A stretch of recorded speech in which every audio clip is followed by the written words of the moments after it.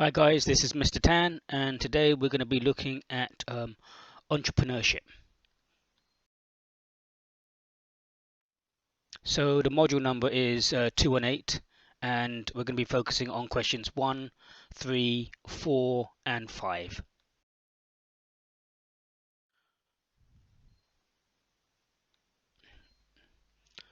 So as always, we're going to look at the questions and try and understand what the questions are asking for, as well as identifying the key words within the questions, because that's equally as important as the question itself. We're going to be looking at entrepreneurship and entrepreneurs, as there's a kind of significant difference between entrepreneurship and as a process, and entrepreneurs as individuals or different people. We're going to be looking at characteristics of internal and external behaviors, and reviewing later on the process of business startups in terms of how you classify them, different types of setups, as well as the processes you might take, and a overall marketing strategy, a plan of the whole business or product or service idea that you're looking at. So let's go straight into the questions. So question 1 says, appraise the theories and practice of entrepreneurship, enterprise, and innovation. So appraise the theories of practice of entrepreneurship, enterprise, and innovation. So we're going to be looking at entrepreneurial type businesses and enterprises and innovation, and we're going to be touching upon some of these issues. Question 3 says, explore the behaviors, characteristics, competences, and personalities of a range of entrepreneurs, and evaluate against students' own behaviors, characteristics, personality, and competences to assess their potential as an entrepreneur. So, the question is saying, what are the key characteristics, competences, personalities, successful skills that entrepreneurs have, or successful entrepreneurs have? And then let's look at your own, and how do you compare? Do you have some of these skills, characteristics, personalities that other successful entrepreneurs have? Because that would be relevant to the case example that you're actually doing. Question 4 says to evaluate internal and external factors affecting the development and creation of an entrepreneurial culture. So, how do you develop this entrepreneurial culture in, individuals, or even within the company itself? How is this created? But this is about how people think and how people feel, and their motives and motivation to actually doing things. So we're going to be looking at a model to kind of like assess all the different elements that are linked into the factors affecting the development and creation of an entrepreneurial culture. And then question 5 says to analyze and discuss the process of a business startup from conception to execution. So we'll be giving a brief outline in terms of the potential different stages in terms of a startup from conception to execution. And then later on, we'll be going through a few more in-depth areas in terms of the mission, vision, aims, and objectives, the situation analysis, the marketing strategy, and then a brief touch on the implementation of the marketing mix, the basic 4 Bs. So let's have a look at some of the keywords. So in question 1, the keyword there is to appraise. And appraise means to assess the value or quality of. So to assess the value or quality of. In question 3, the keyword there is to explore. And that means to inquire into or discuss a subject in detail. Question 4 is evaluate. Evaluate in the English dictionary means to weigh up. To weigh up is to look for the pros and cons, the advantages and disadvantages of something in what the question is looking for. And then in question 5, the keyword there is to analyze, and to analyze is to state how one factor affects another. So if we look at the current coronavirus, we say, well, how has the coronavirus affected me? Coronavirus has affected me because now I am now working from home. And I'm staying and following the government guidelines in terms of minimal contact and so on and so forth. So how one thing affects another. So the last two questions that we need to cover that you haven't covered from the first assignment includes, question 2 and question 6. Question 2 says to investigate opportunities for entrepreneurial activity in the local, national, and global economies for startup and existing organizations. So when we get down to this question, we'll be looking at, what are the, micro, small, medium, and large, but we're going to combine micro and small together to say small organizations. Where are the small, medium organizations? What do they account for in terms of turnover, number of people that they employ, in terms of contribution to the UK economy, and so on and so forth. And we'll be looking at that in terms of small, medium, and large organisations. But then I'd also be going on to social enterprises. Social enterprises, because a social enterprise can also be a private limited company, but with a social mission. A social mission. So so here we need to review these as well as entrepreneurial activity, because a social enterprise, as well as a sole trader, partnership, and private limited company and public limited company, can be deemed to be entrepreneurial activity. And then the final question really is to evaluate the impacting on the growth and sustainability of an idea, innovation, or creative solution. So in this question, well, obviously the key word is to evaluate. Evaluate in the dictionary means to weigh up. To weigh up means to look for the pros and cons. And we're saying impacting upon the growth and sustainability of an idea, innovation, or creative solution. So in this way, I'm going to be talking about how, in my own experience, what is one possible way in terms of having ideas, innovation, and creative solutions sustainably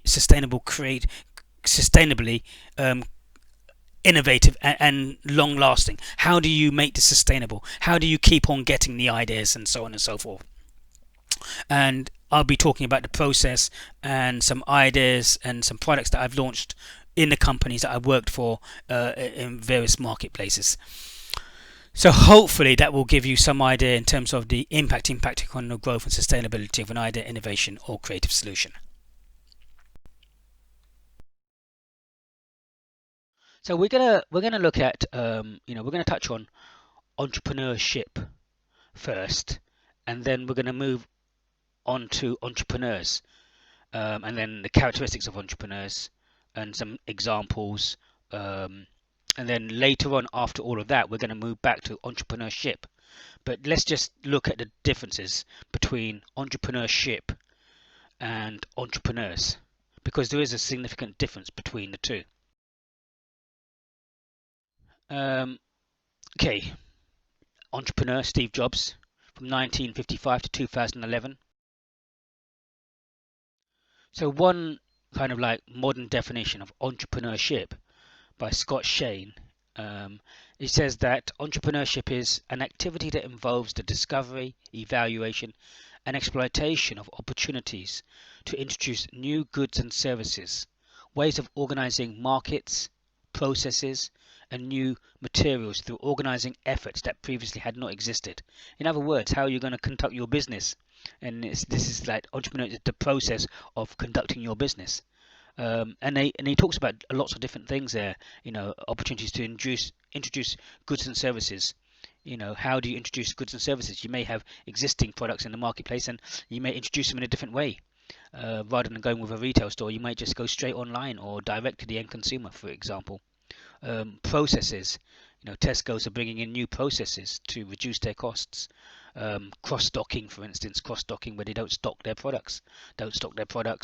Like big electrical TVs, whereas the company that manufactures them stocks the product. They get the sales in, they email the orders over to the manufacturer, and the manufacturer sends it out direct, so they don't have any holding costs, they don't have any distribution costs, so that is not done by Tesco's themselves. So processes, what processes? The result of processes are that it gives you a competitive advantage if you have certain processes that reduce your costs. So if you reduce your administration costs in your profit and loss account, therefore making you more profitable with additional gross profit. Howard Stevenson, the pursuit of opportunity without regard to resources currently controlled. Okay, so you're going for your opportunity. You see an opportunity, and you need resources, but regardless, you're just going to pursue this regardless. Um, Another definition: the founding of new business is the essence of entrepreneurial activity. So you can get a picture now in terms of what we're talking about regarding entrepreneurship. The founding of new businesses is the essence of entrepreneurial activity. Developing and conducting yourself in new business. And I suppose by new business, we're looking at predominantly the private sector in terms of this business. But we'll come on to more in terms of the private sector and its setup and its structure later on.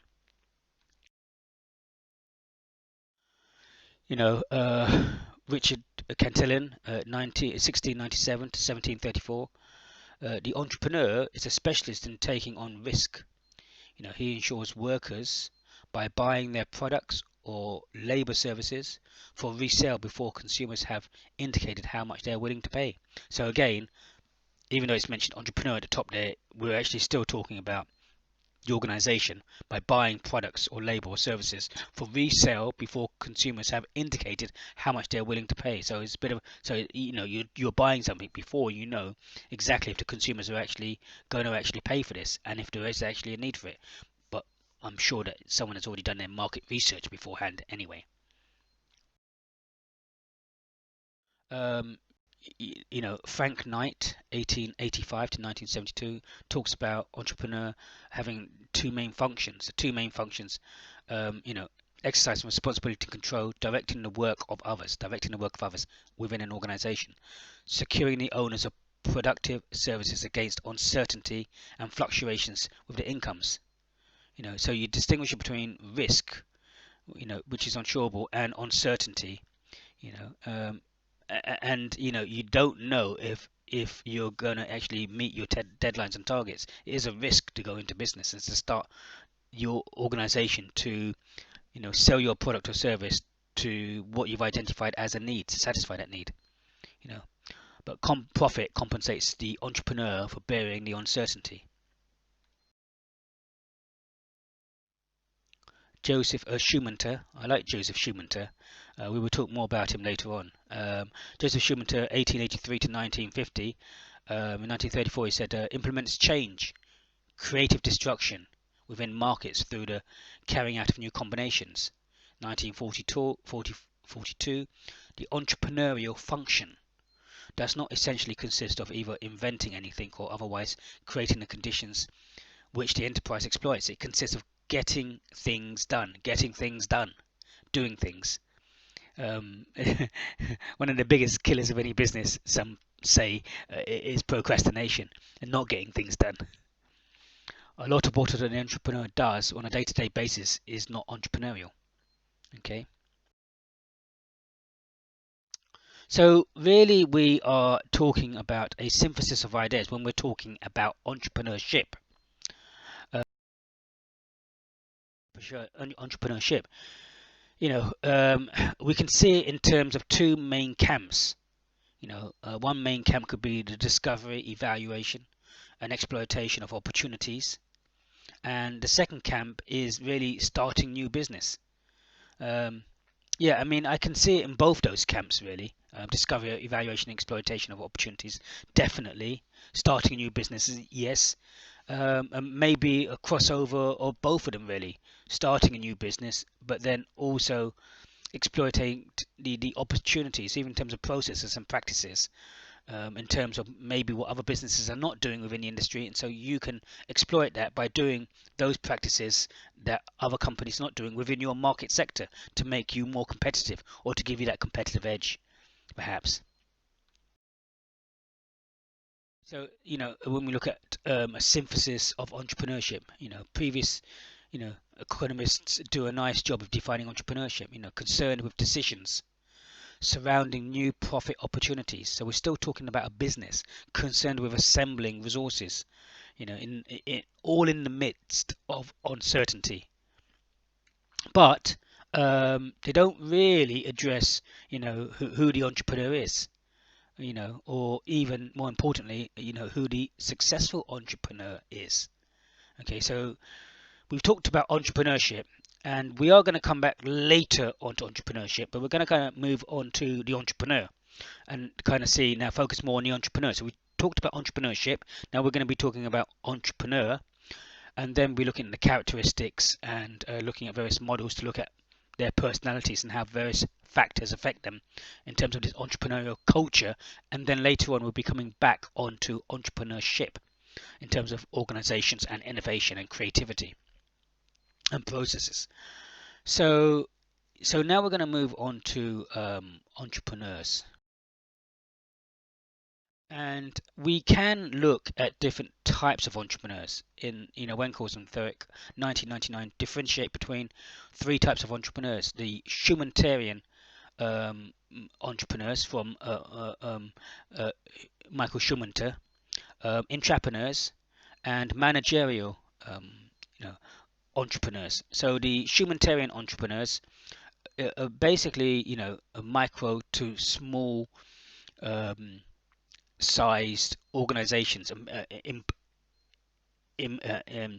entrepreneurs who start up small businesses.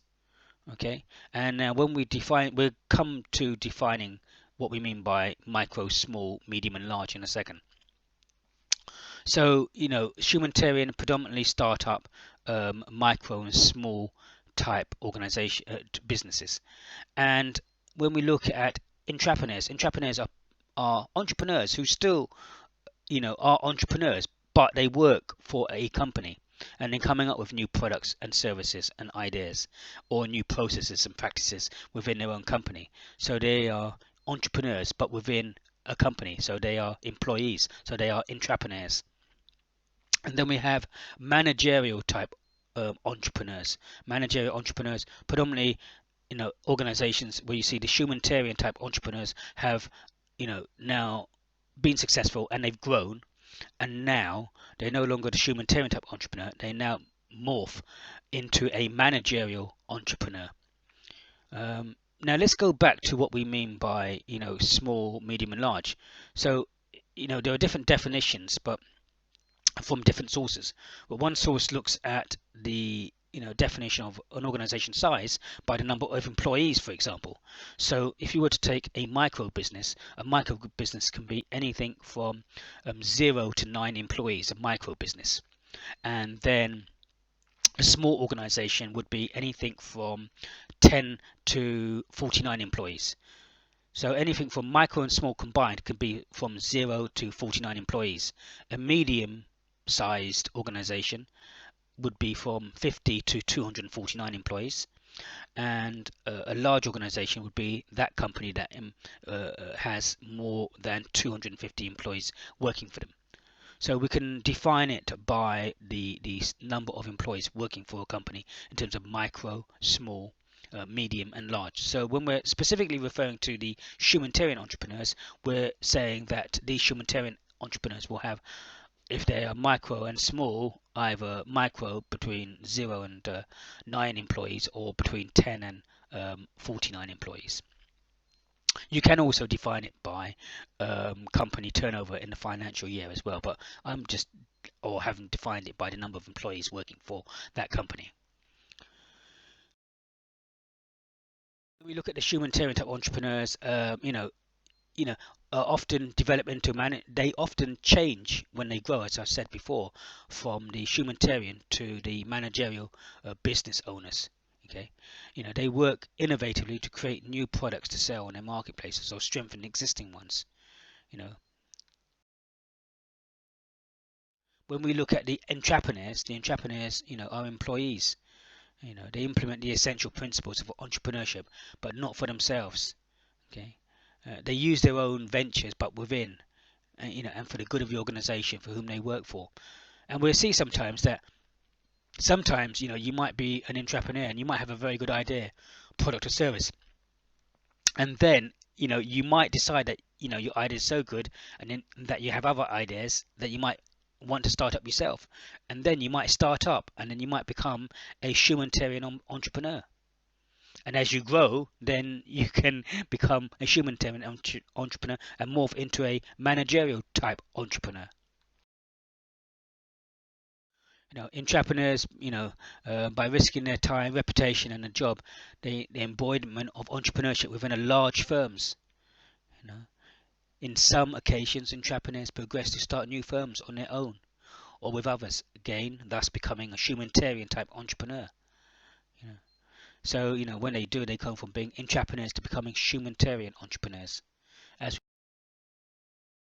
managerial business owners, they are included in these three as well. And, manager and business owners are seen in a formal sense because many people confuse them with real entrepreneurs. If we've seen, Dyson, for example, Dyson, when he first started, he had his idea and he tried to get funding from a range of different banks, and no one in the beginning would give him finance or funding for his new product idea, the bagless, Hoover. He even went to Hoover to offer his product to the company and they rejected it. So, eventually he kept on going and he managed to get funding, and now the Dyson is taken over, the Hoover type, Hoover today of today's environment. So we can see how Dyson moved on from a humanitarian type entrepreneur to begin with, and now he's more of a managerial type entrepreneur. Nevertheless, even though he's managing his big company with more than 250 employees incorporated within it, he is at the heart of it still an entrepreneur, but he's a managerial entrepreneur.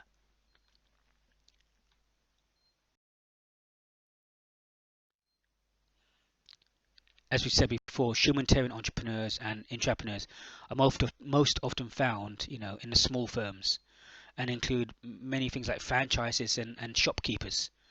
All the people that you see out there who have their own business predominantly are humanitarian type entrepreneurs starting their own business. Even a window cleaner, humanitarian type entrepreneur. So there's a lot of people who are and have the entrepreneurial type spirit, but which we will look at the characteristics after these.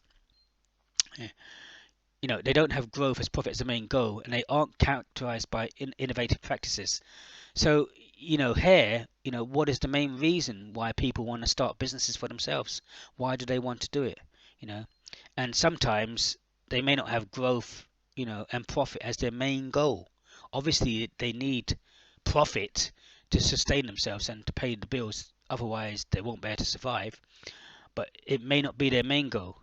Okay, and they aren't even characterized by innovative practices necessarily in terms of what they're doing and how they're doing things. So again, you see a lot of this, but nevertheless, they can still be classified as humanitarian type entrepreneurs. They have other characteristics and other traits, which may not necessarily be innovation and practices. There are other subcategories of different types of entrepreneurs. Artisan entrepreneur, a person who primarily technical skills and little business knowledge who starts a business. And you've got great technical skills but little business knowledge. Characteristics: they have technical training, they have a paternalistic approach, you know, they have a reluctance to delegate and they want to take it all on themselves and do it all themselves. They have few sources of capital, a narrow view of strategy, personal sales effort, and short planning horizon. And then there's another category in terms of the opportunist entrepreneur. A person with both the sophisticated managerial skills and the technical skills and knowledge, who starts a business. So the opportunity entrepreneur. Characteristics: they have a broad-based education. They take a scientific approach to problems. They are willing to delegate, and they see the need to delegate because they can't do it all themselves. A broad view on strategy, diversified marketing approach, longer planning horizon, sophisticated accounting and financial control.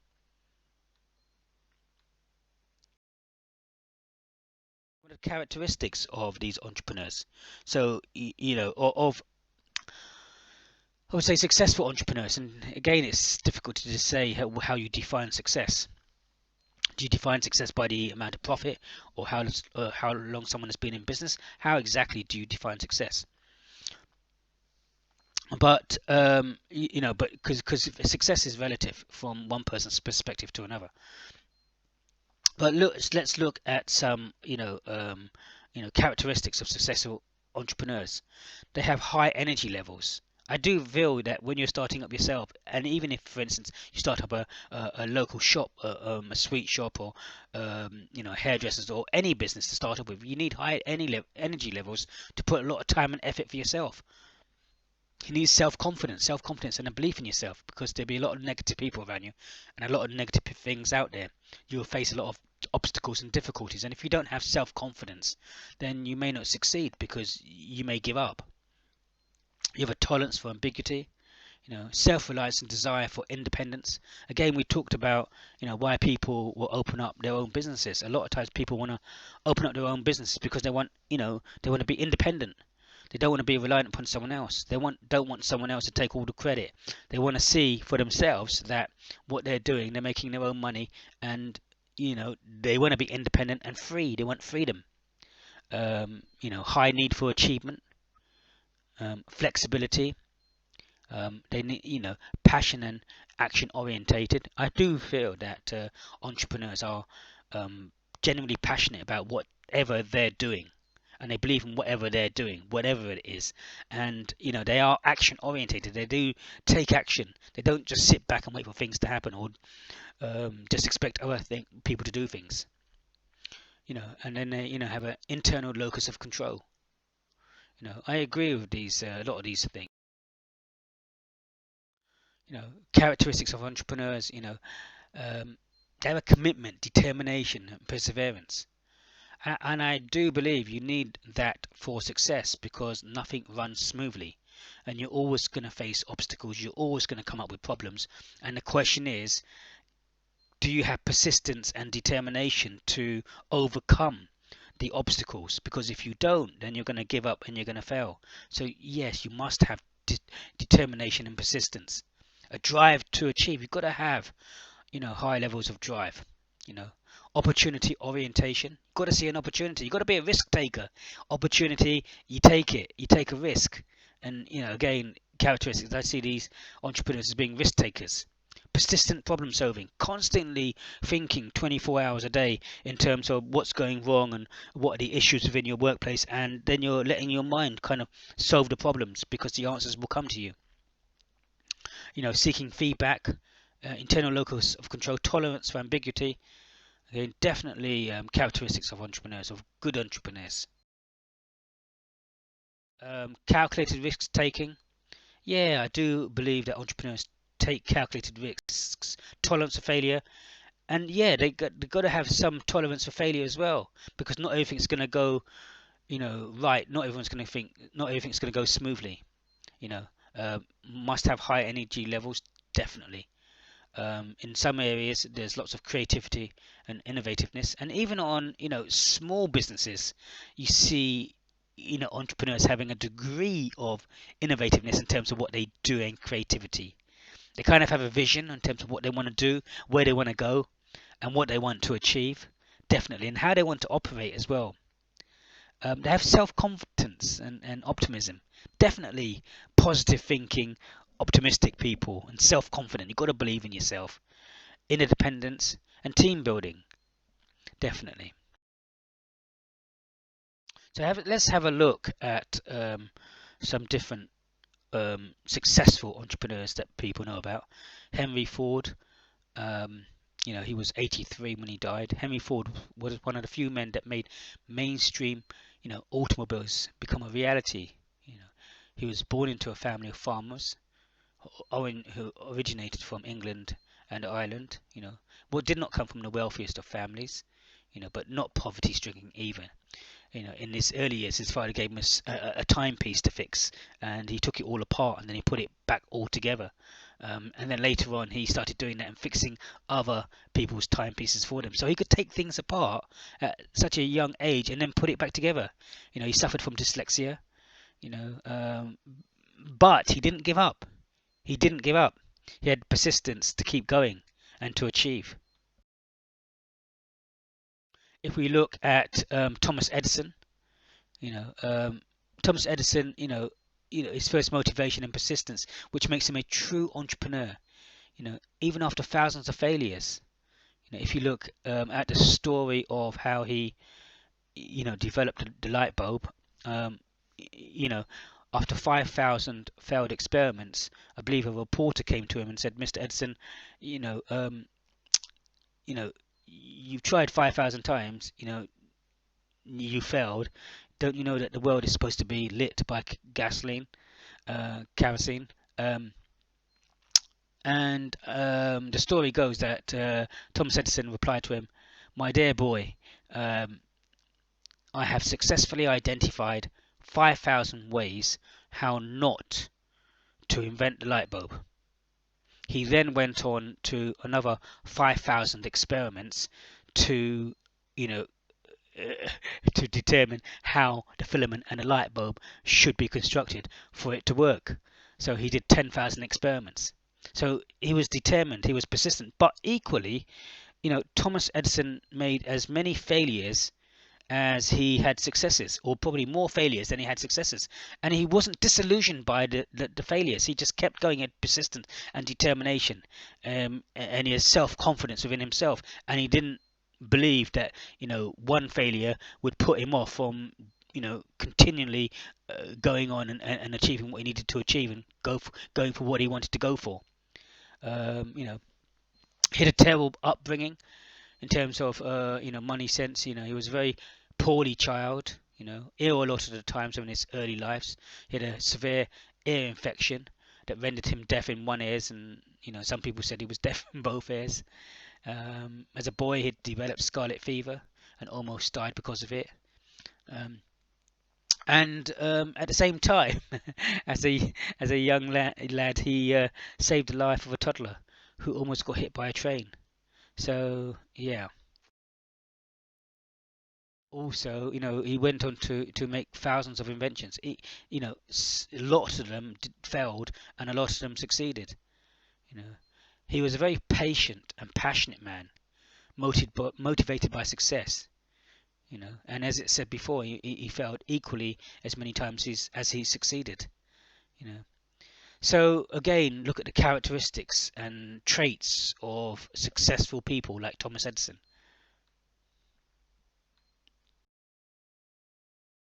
Winfrey's.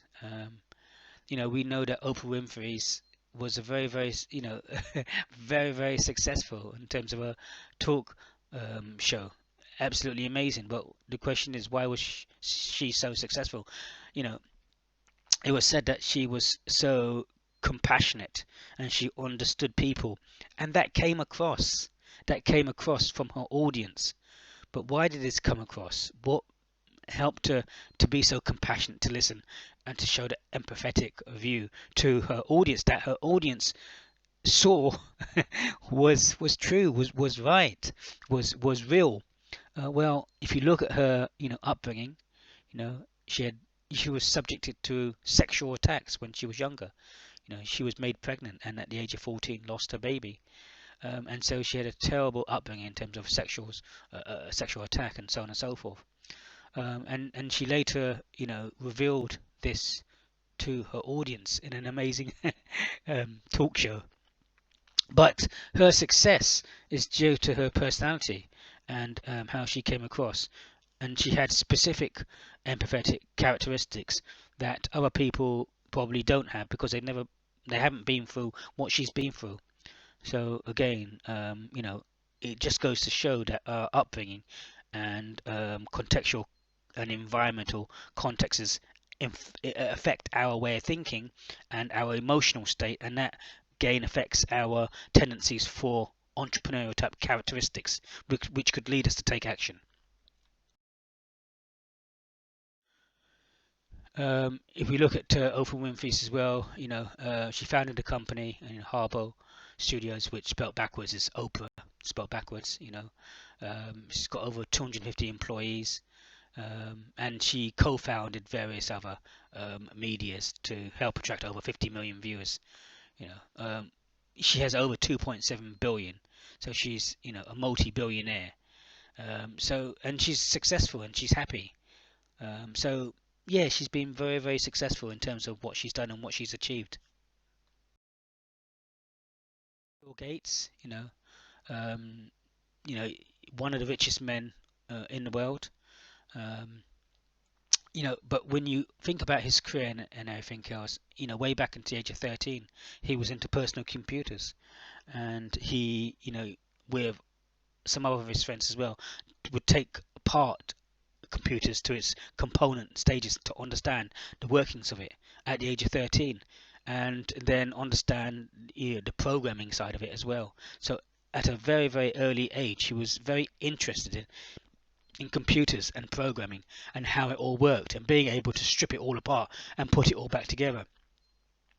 Bill Allen and his friends, studied the inner workings and making notes of coding language and tried to decipher it to understand how the computer worked. Okay, and later on, they were eventually banned from the DCPDTP10 after they were caught exploiting code bugs, which allowed them to extend, the amount of time that had been allocated on the machine. You know, so Bill Gates is another example of someone who is, again, he had a specialist talent within computers and software. His talent, his passion, his determination, his persistence to keep going and to overcome. And his technical expertise to innovation to come up with new systems, software, and hardware. So again, lots of common type characteristics that all of these entrepreneurs have. If we look at Peter, Jones' 10 golden rules for entrepreneurs.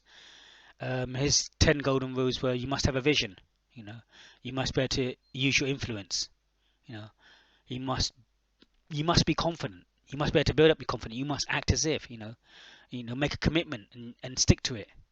You must aim for results. So you have a target and you aim for that target. And when you're doing things, you must get your timings right. Preserve. You must be caring, take action, and use your intuition. Use your intuition. So here we're saying,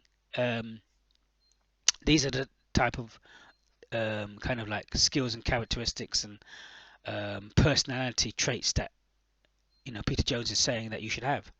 So if he thinks like that, then it's probably right to say that this is the skills, characteristics, and personality that he has, if he's suggesting that one should do this. So again, judging by what this successful entrepreneur is saying, these are some of the key skills and characteristics. So really, we've kind of looked at, we've touched on, what we mean by, entrepreneurship, and now we are looking at, we've looked at, who are different types of entrepreneurs, and we looked at the humanitarian, intrapreneurs and managerial, as well as the artisan and the opportunity type entrepreneur. And we've kind of looked at the key skills and characteristics, and you have to compare that to yourself. You have to look at yourself and you have to say, well, what characteristics and skills do I have? I mean, do I have high energy levels? Do I have a vision? Do I have a mission? Do I overcome? Am I optimistic? Am I positive? Do I have a key technical skills in specific areas? What exactly do I have? So you need to look at that and then make a comparison. Okay. The other thing that we wanted to look at was the evaluating the internal and external factors, affecting the development and creation of an entrepreneurial culture. So, we're saying to ourselves, well, what are the internal and external factors affecting the development of an entrepreneurial culture? So we're looking at ourselves as an entrepreneur in terms of that entrepreneurial type culture. So we could be looking at the entrepreneurial personality, because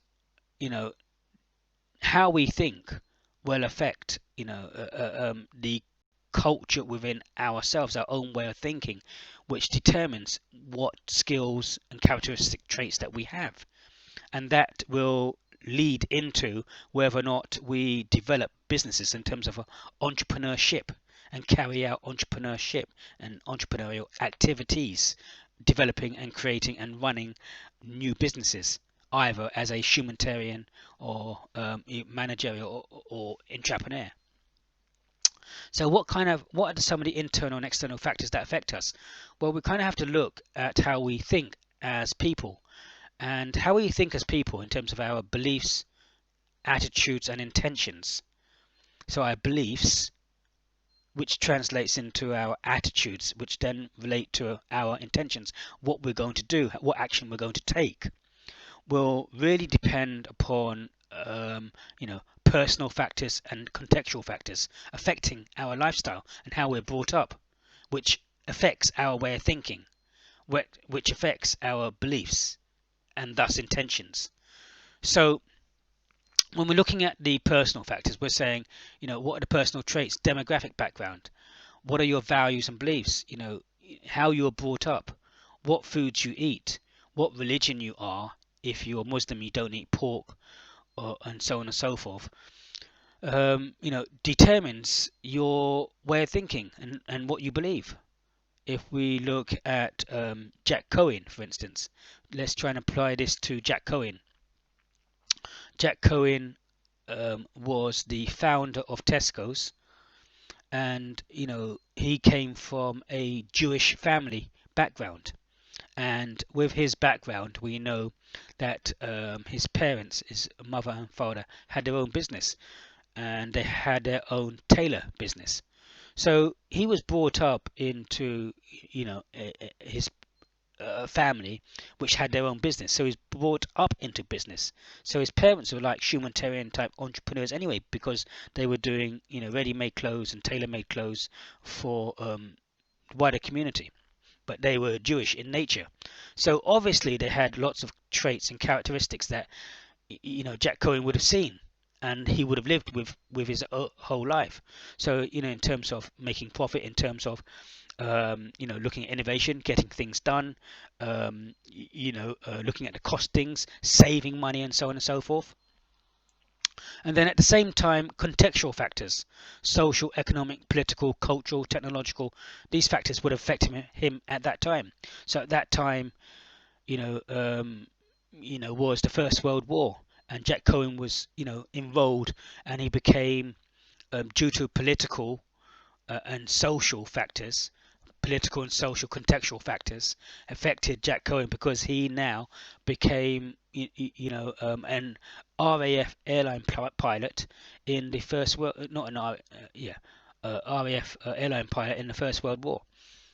And throughout that time he saved all of his money. He didn't actually spend any of his money, and maybe that was due to his values and beliefs, and his demographic background in terms of saving. Maybe he got that from his parents, and that would have led into his personal and contextual factors in terms of his family and his upbringing and his culture, together with the outbreak of the First World War, from 1914 to 1918, led to his beliefs and his personality in terms of what he believed, perceived desirability and perceived feasibility. Now, his beliefs would lead Jack Cohen to his intentions and what action he would take. So we know that throughout the time that he was an airline pilot, he saved his money during the war. But then the war came to an end, and at the end of the war, there were both moderating factors, personal, and maybe moderating factors, contextual. So, moderating factors, contextual, in terms of timing, resources, pre-eventing, participating events, happened whereby now the end of the war had come and the army had a surplus of food stocks, But if we remember that during the First World War, there were rationing cards. So consumers at that time could only get a certain amount of food every single week. So they would have their rationing card, and then on that rationing card, they would get, maybe one loaf of bread for a family, an X number of eggs, bacon, and so on and so forth to last them for the whole week, and they would have to last on that food. But now, over the 5 years during the war, that had come to an end. So this was now an end. So people were now crying out for food because now rationing was now finished. And the army now had all this surplus of food stocks, which they no longer needed because the army was now coming home, apart from the army that was left there to maintain stability. So if they've got all these stocks, then they have to sell these stocks within a short period of time. So the army had warehouses of food stocks, and Jack Cohen. Now, if we think, so those were the moderating factors, moderating contextual factors. But if we look at the moderating personal factors, type of levels of skill, prosperity to act, maybe he had this opportunity here. He had his money, he had saved up all his money, he hadn't spent any money, so he had this pot of money, and then so his personal factors and his desire would lead into his entrepreneurial intention. So if we look at the situation, you've got Jack Cohen in terms of his personal factors, which had developed his seeing his parents being or having their own business, being tailors, coming from a Jewish background, saving, and the philosophy there is to strive and to achieve. And then you've got the contextual factors in terms of the war, which led into his entrepreneurial perception in terms of what was happening.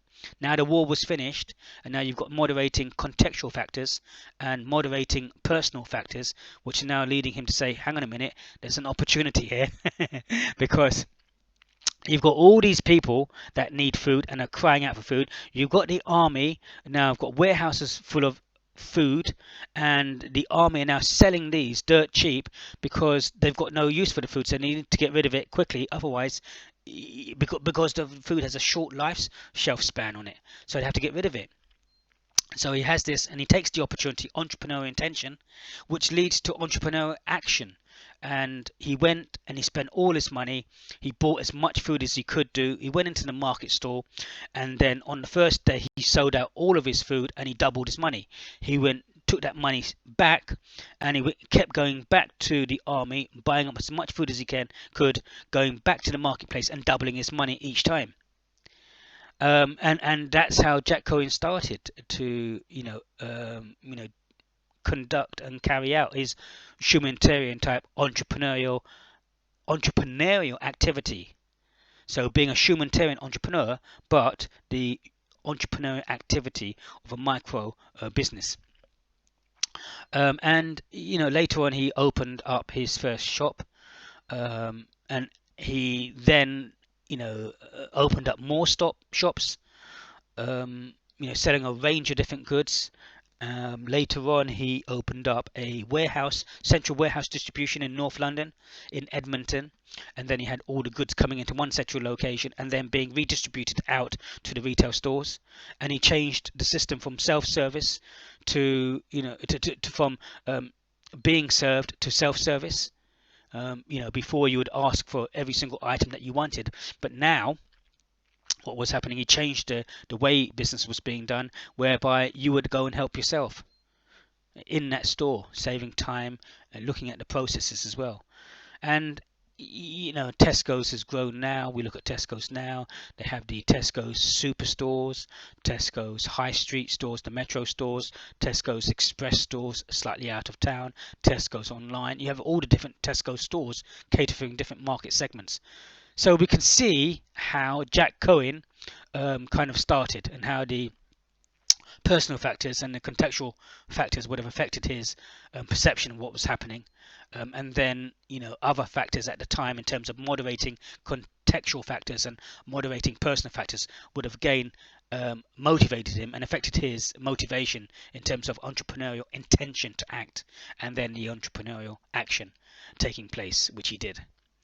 Okay, so I hope that has looked at that with the case example of Jack Cohen.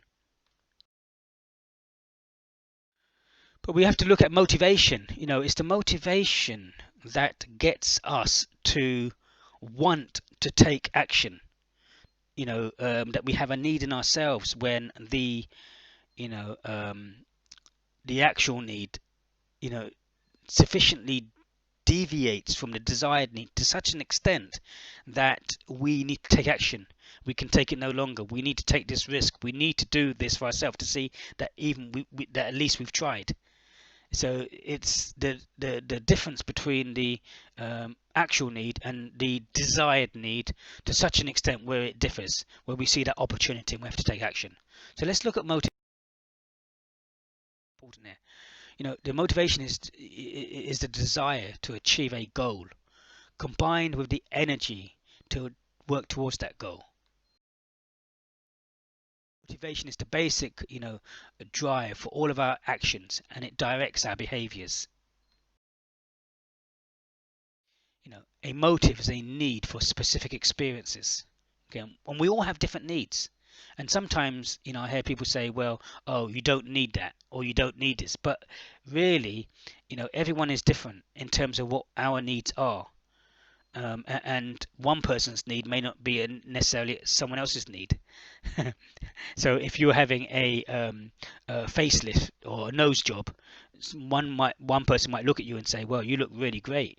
You don't really need a nose job, but that person might feel in themselves, for whatever reason, that they might need this nose job to make them feel better. So, stimulated by the situation, definitely by the different motivations in terms of achievement motivation, is based on reaching success and achieving all the aspirations in life. Okay, power motivation, is the drive to influence people and change situations. And affiliation motivation, a drive to relate, to people on a social basis. Okay, so what motivations do you have? What motivations do you have? Do you have a power motivation, affiliation motivation, achievement motivation? What is your motivation and why? So there are explicit motives. Explicit motives are expressed through deliberate choices. Achievement. I'm basically a competitive person and I compete just for the sake of competing. Autonomy. In my work assignments, I try to be my own boss. Affiliation. When I have a choice, I try to work in a group instead of myself. Power. I seek an active role in the leadership of a group. Explicit motives. And we have to look at ourselves as well and say, what are our motives? What are our needs? What are we trying? What do we really want? There are also implicit motives as well. Implicit motives are, in spontaneous impulses to act. What is going on here? Who are these people? Why? What do you think?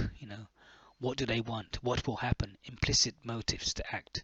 Spontaneous actions.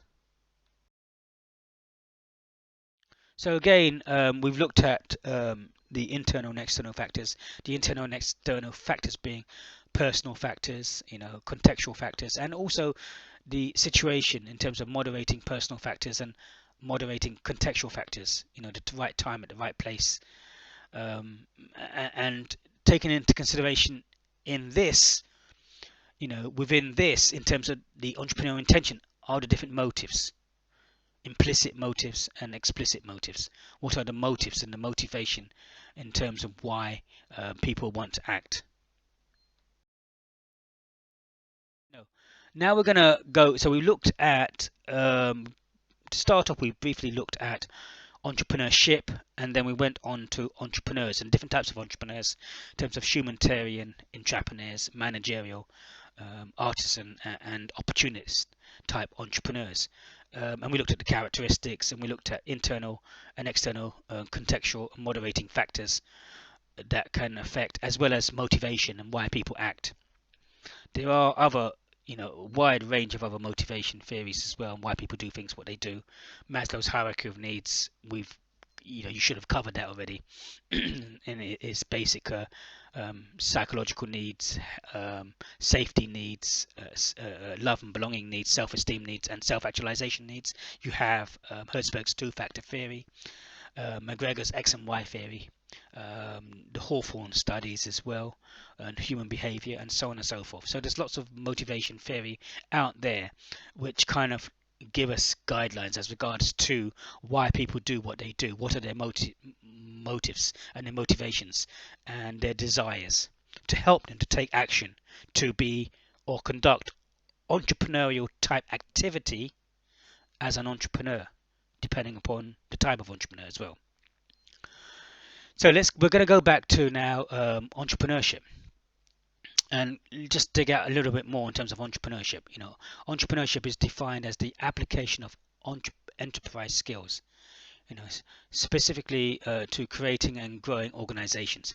So again, entrepreneurship, we're talking about creating and growing organizations in order to identify and build on opportunities. An entity, person, partnership, organization, or business unit engaged, in an economic activity.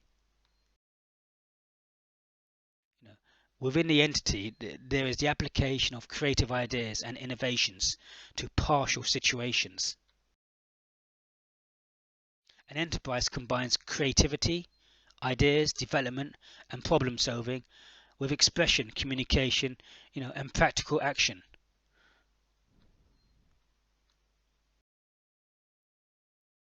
An enterprise might be driven by financial gain or profit, or by social or cultural values.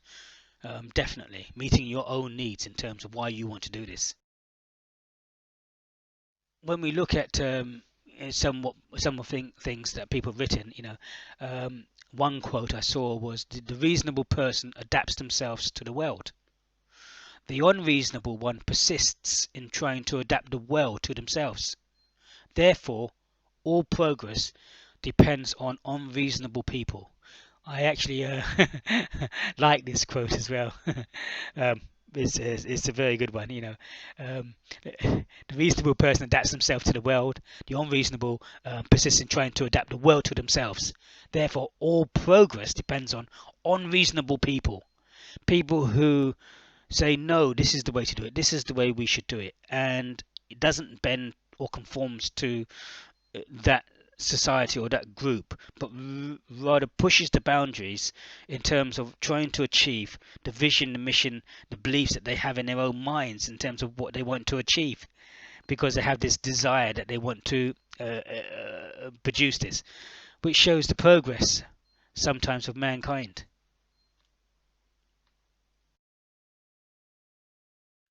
There is the opportunity and necessity entrepreneurship. Another interesting division between different types of entrepreneurship is at ACS, in 2007. And he suggests that how entrepreneurship is good for economic growth. So, when we look at entrepreneurs, different types of entrepreneurs carrying out entrepreneurship, then it's good for the economy, and it's good for the economy worldwide, one could argue. ACS suggests a differentiation between, opportunity entrepreneurship and necessity entrepreneurship. So again, we're looking at different kind of elements of entrepreneurship: opportunistic, and necessity entrepreneurship.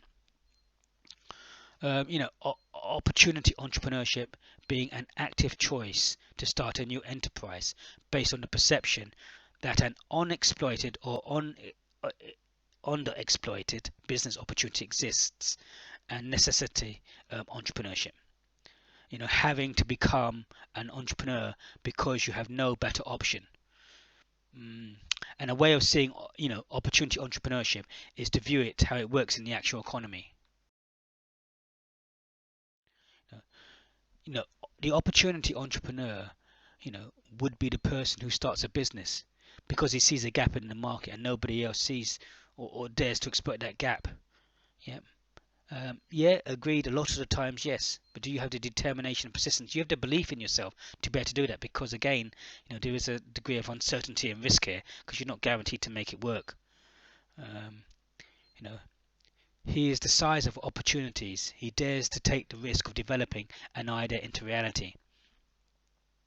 On the other hand, necessity entrepreneur emerges because no other possibilities for work exist, or conditions, put by, employers aren't satisfactory, with individual expectations. Again, you take action, you put things into place because, because no one else, what you have is not good enough in front of you, and no one else is taking action. So you go ahead, if you're an entrepreneur, and you go and create it yourself, and you do it yourself, which is better or more efficient. When we look at, the opportunity and necessity entrepreneurship, a possible scenario where necessity entrepreneurship might emerge as if the economy or of a country faces an economic decrease or negative development. Okay, consumption decreases, companies' production is decreased, the amount of labor employees needed is lessened, meaning people get fired and companies might face bankruptcy. Okay, there might be a necessity to change. If we look at the current coronavirus in terms of businesses staying afloat and surviving throughout this period, we see a lot of the retail manufacturers in the UK changing their production facilities in the interim to help make PPE, to help and make more face masks, to make face masks for the general public. So they've tried to keep their businesses going by adapting their processes, out of necessity. They need to, otherwise, how long can they keep going without any money coming into the business? So they've got to look at every opportunity to make any money that they can, otherwise they won't survive.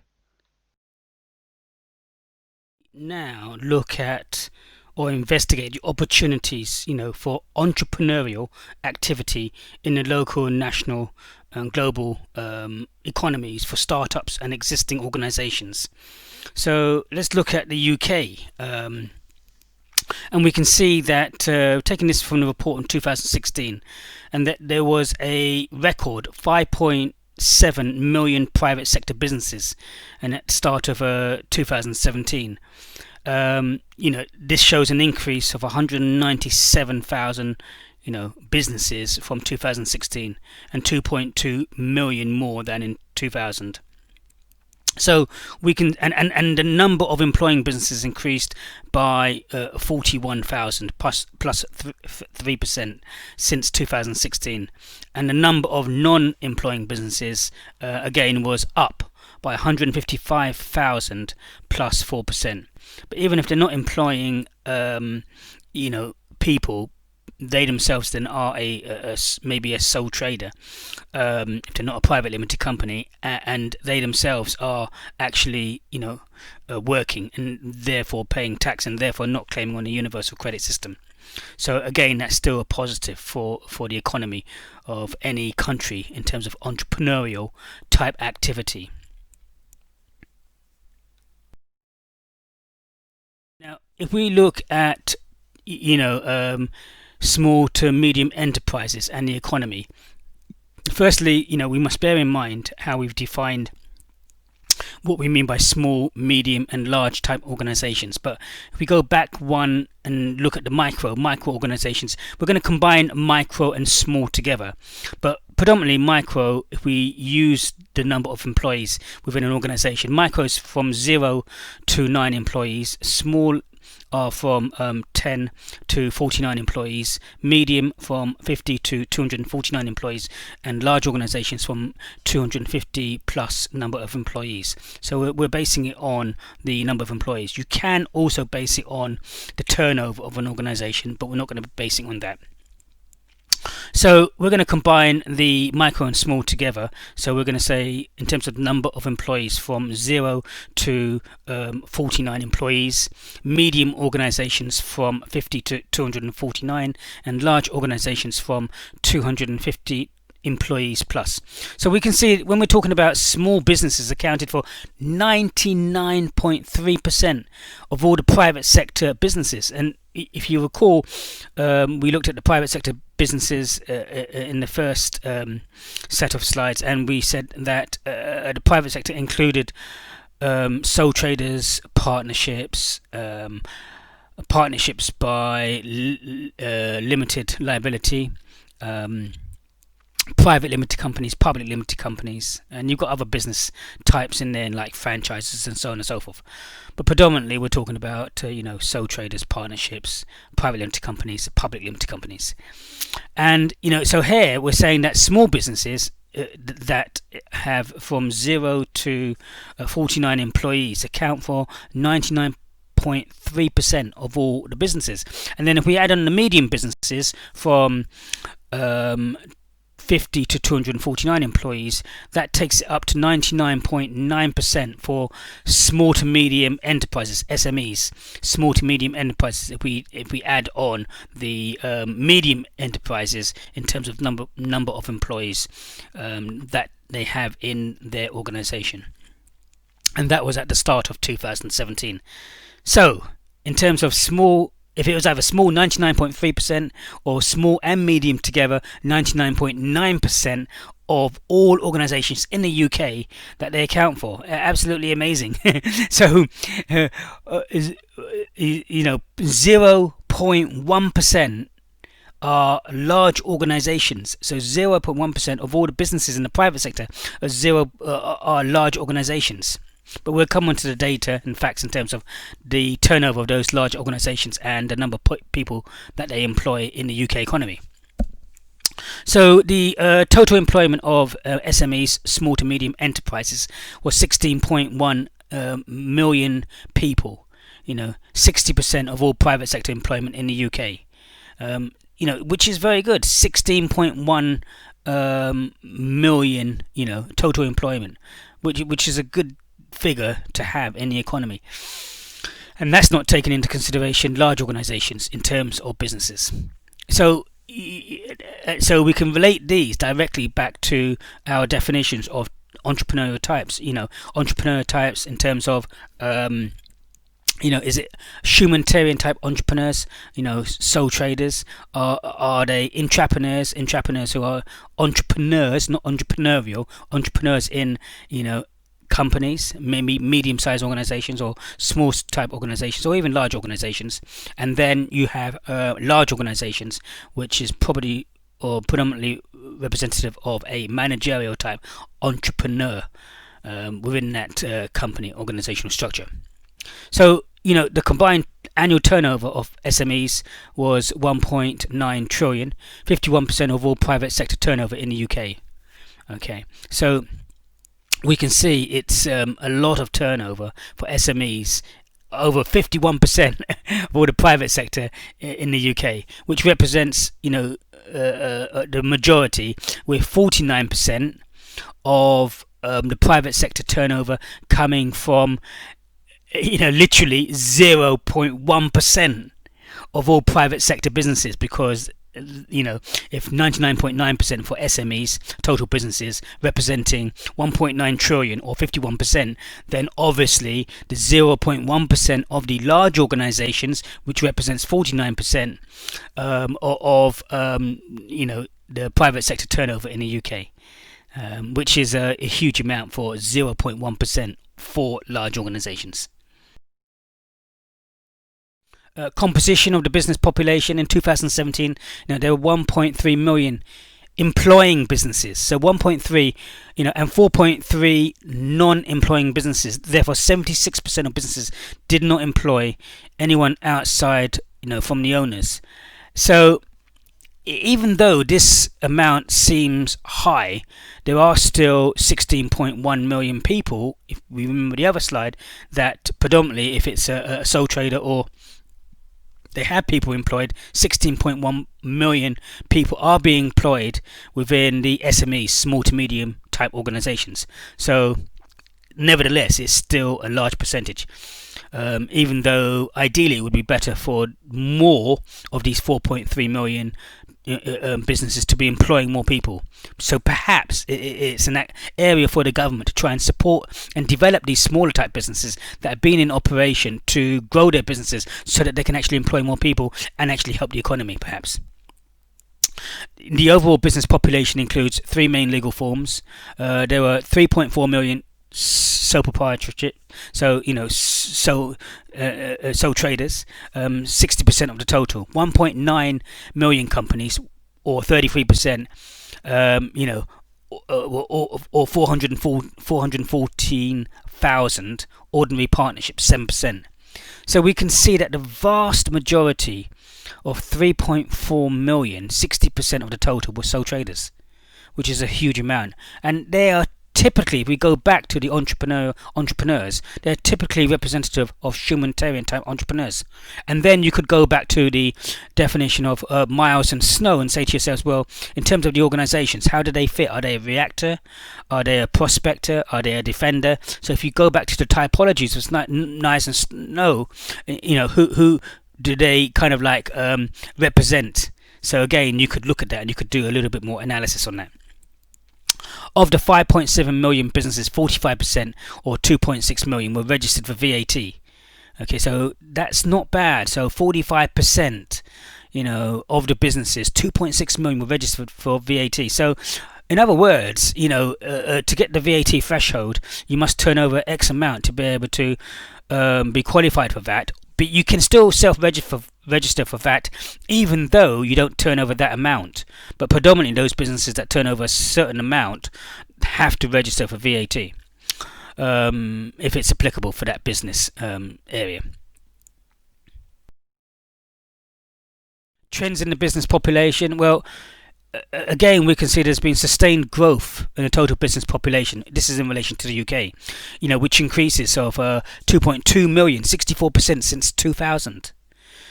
And from the previous year, from 2017 to 2016, plus 4%, 197,000 more businesses. Again, if we look back to the previous slide, the 60% of these are due to sole traders starting up businesses. The majority of the population since 2000 has been, due to non-employing businesses, which accounts for 89% of all overall increase. Non-employing businesses accounting for 79% of the overall 197,000 increase in the last year. So, the total number of companies and sole proprietorships or sole traders has increased last year, by 7%, 128,000. And 2% respectively, 76,000. However, the number of ordinary partnerships fell, by minus 2%. Look at the composition, of the 2017 business population. Again, just recapping some of the things we've already discussed. 99.9% of all businesses, which represents 5.7 million businesses at the start of 2017, are for small to medium enterprises. And by definition, in terms of small to medium enterprises, we've talked about the number of people that are actually employed in these businesses. So we can see that there were an estimate of 5.7 million UK private sector businesses. 1.3 million of these, had employees. 4.3 million had no employees. We're kind of recapping what we said earlier. Therefore, 76% of businesses did not employ anyone, aside from the owner. But nevertheless, the owner now is not, claiming for national insurance contributions and universal credit because they are working and they are earning an income. There were 5.7 million small businesses. Again, it gives a definition here: 0 to 49 employees. That 0 to 49 employees includes micro and small. If we split up small, micro being from 0 to 9 and small being from 10 to 49. So we're combining micro organizations and small organizations together, which again we looked at before. It's represented 99.3% of the population, and then the other 0.6% of the business population is represented by medium type organizations from those that employ from 50 to 249 employees. Again, it says it here: 34,000 medium-sized organizations employing people from 50 to 249 employees, representing 0.6% of the total business population. And a further 7,300 businesses are classified as large, which represents 0.1% of the whole total business population. Again, by classification, with employing 250 more employees in their organization. we've covered this in terms of the number of businesses and the employments and the turnovers. We can see the all businesses. We can see that small businesses, in terms of trillions, represents 1.3 trillion. In terms of small and medium organisations together, represents 1.9 trillion turnover to the UK economy, which is amazing. Now, when we look at the large organisations, there are 7,300 large businesses in the UK that make a major contribution to employment and turnover. So if we look at this, we can see that we said that the SMEs, was 16.1 million, whilst turnover was estimated to 1.9 million. 16.1 million in terms of the number of people that the small to medium organisations in the UK employ, which is very, very good, with an estimated turnover to the UK economy of 1.9 trillion. Employment in small businesses was 12.8 million. So you can see the difference between the medium organisation if you take 12.8 million away from 16.1 million, which gives you the total for medium organisations in the UK that are employing X amount of millions of people. And turnover 1.4 trillion. So, small, employment. So we can see that the small businesses represents a lot. Employment in large businesses is 10.6 million, and turnover 1.8 trillion. So we can see that 0.1% of businesses in the UK, representing the large organisations, employ 10.6 million people, as opposed to the small to medium organisations of 16.1 million, or just the small organisations of 12.8 million. So we're turning over 1.8 trillion, as opposed to SMEs with 1.9 trillion. So SMEs turn over more than the 0.1% of all the large organisations. So when we look at this, we can say that yes, obviously, 49% of the UK economy turnover in terms of revenues coming into the UK are from large organisations. 0.1% of the businesses in the UK and from the private sector. So that is very important, but equally important, as we can see, are small businesses, and small businesses are represented by kind of like humanitarian type entrepreneurs, and their entrepreneurial activity is demonstrated and represented by the sole trader or partnership. So this is how we kind of like link all this data and figures together. But remember, we're also talking about. So let's look at the legal side of it as well. There are three main legal forms of businesses in the private sector: the sole traders, the ordinary partnerships and companies. Although sole traders are still by far the most common legal form, companies now account for 1/3 of the private sector as of 2017.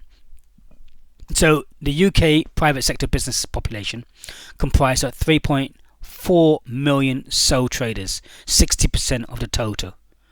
Okay, 1.9 million activity trading companies, 33%, and 414,000 ordinary partnerships. So remember, we're talking about either it's a sole trader, partnership, or private limited company.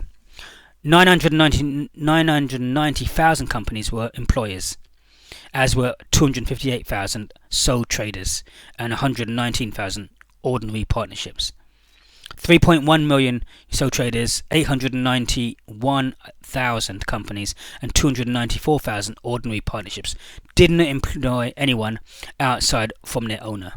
Okay, but nevertheless, you're talking about even though the small sector businesses, 60% do not employ anyone outside, or 3.4 million sole traders, you still got a large percentage that is contributing to the UK economy of 1.9 trillion for SMEs overall, as opposed to 1.8 trillion for large organisations. So it's still very, very important even though the vast majority of the small companies are not employing anyone else apart from themselves.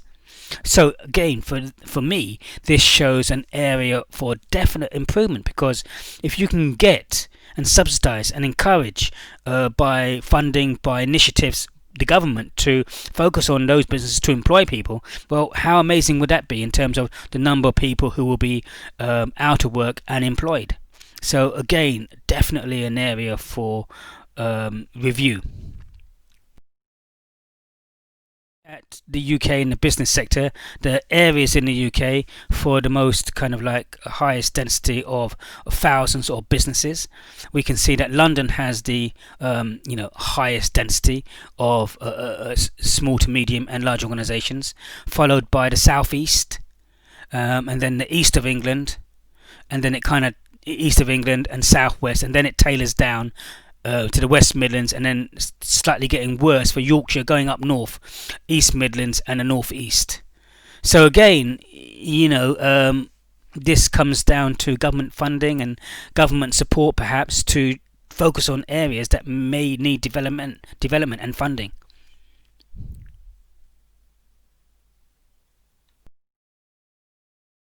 Sector that we need to look at is the social enterprise sector. Now, I'm not going to be talking about charitable organisations with a legal set of a private limited company by guarantee. I'm going to be talking about a social enterprise. Now, a social enterprise differs from a private limited company in that a social enterprise can still be and still have limited liability, but the only difference is to have a focus in terms of their social identity, in terms of their social mission. So the difference in terms of the setup between a social enterprise with a limited liability and a private limited company would be in the memorandum of association. And within the memorandum of association, when you set up according to the Companies Act 2006, where the Companies Act 2006 requires you to provide various setup information and details as regards and also details in terms of continuation.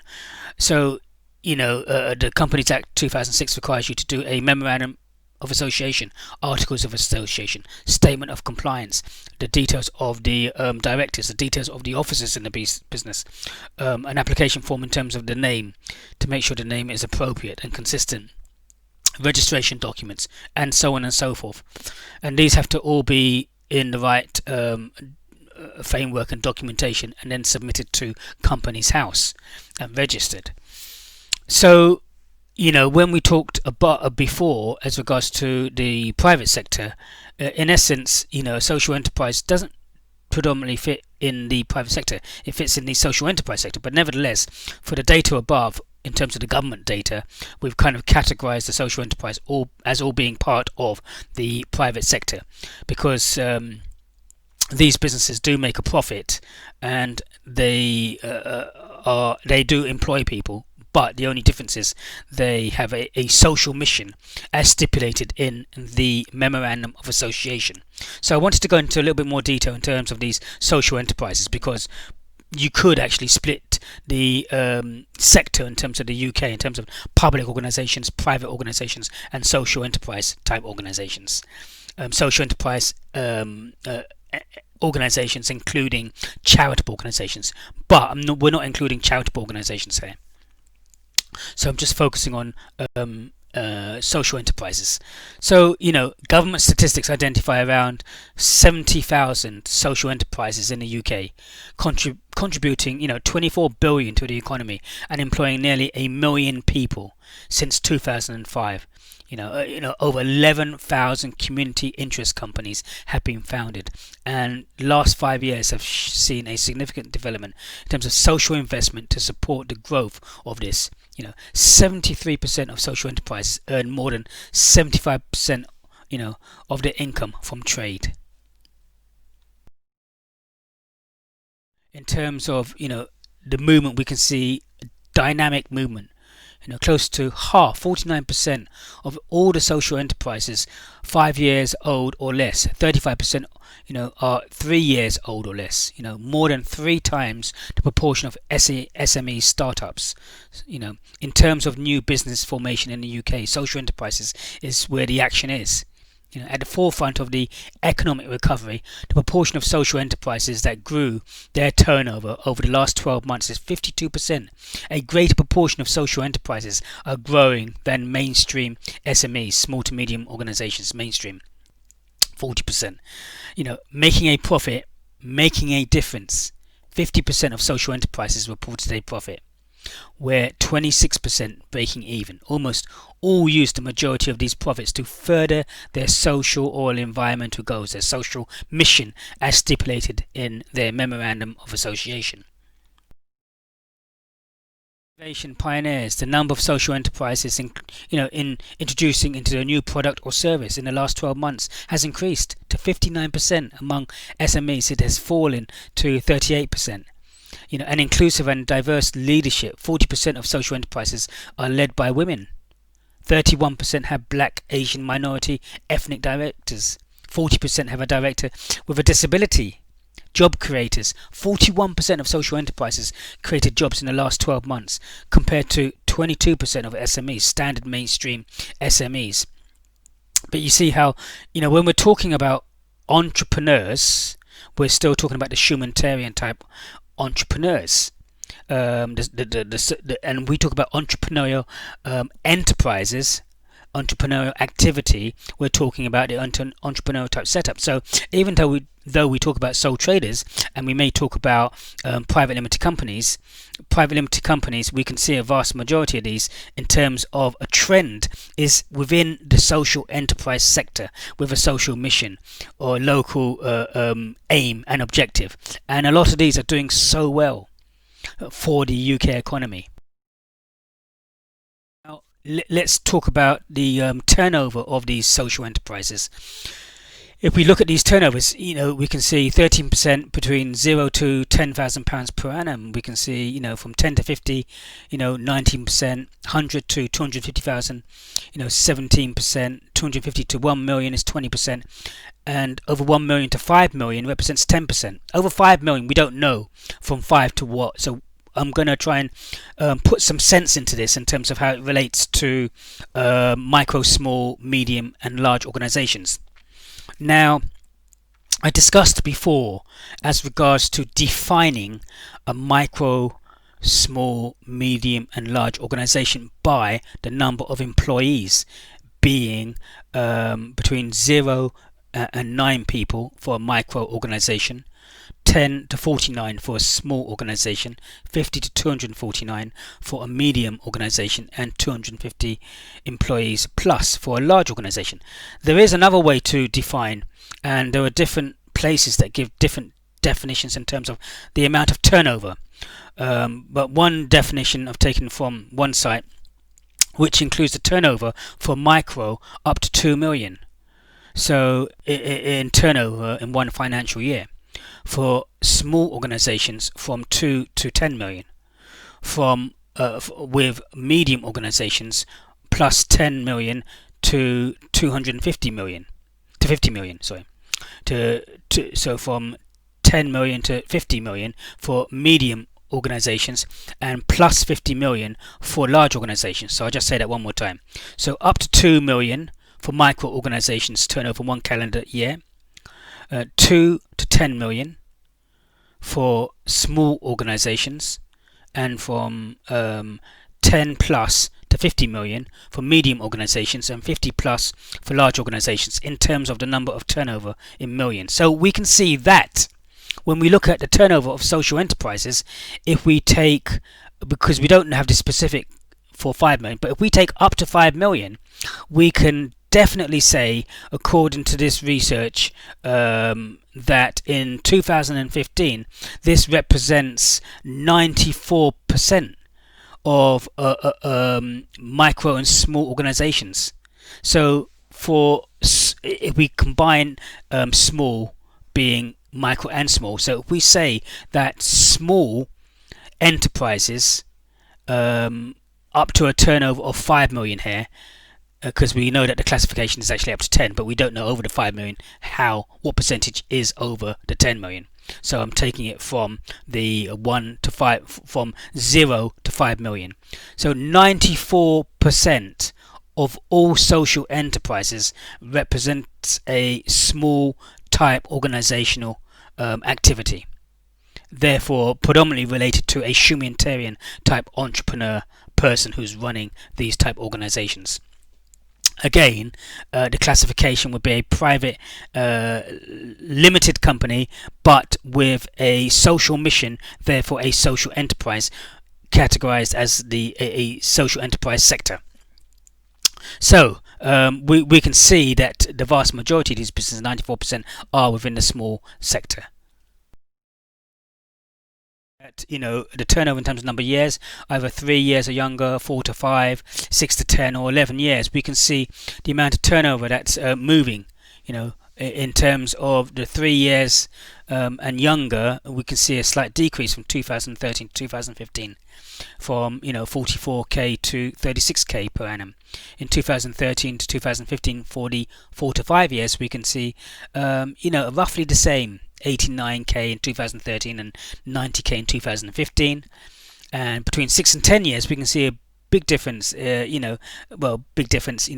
10% increase, 11% increase from 2013 to 2015, from 205,000 to 225,000, and then a bigger difference from 11 years plus. So in other words, the more years that these businesses are growing, is the better they're actually getting in turnover, in the overall turnover, from 360k to 500k from 2013 to 2015, which is good, because the more investment and development that goes into these social enterprises, it's not only good for the people, good for the economy, making a profit, so more taxes are being paid, more profit is being turned over, but also it's helping out the communities, the people, with a social mission or objective.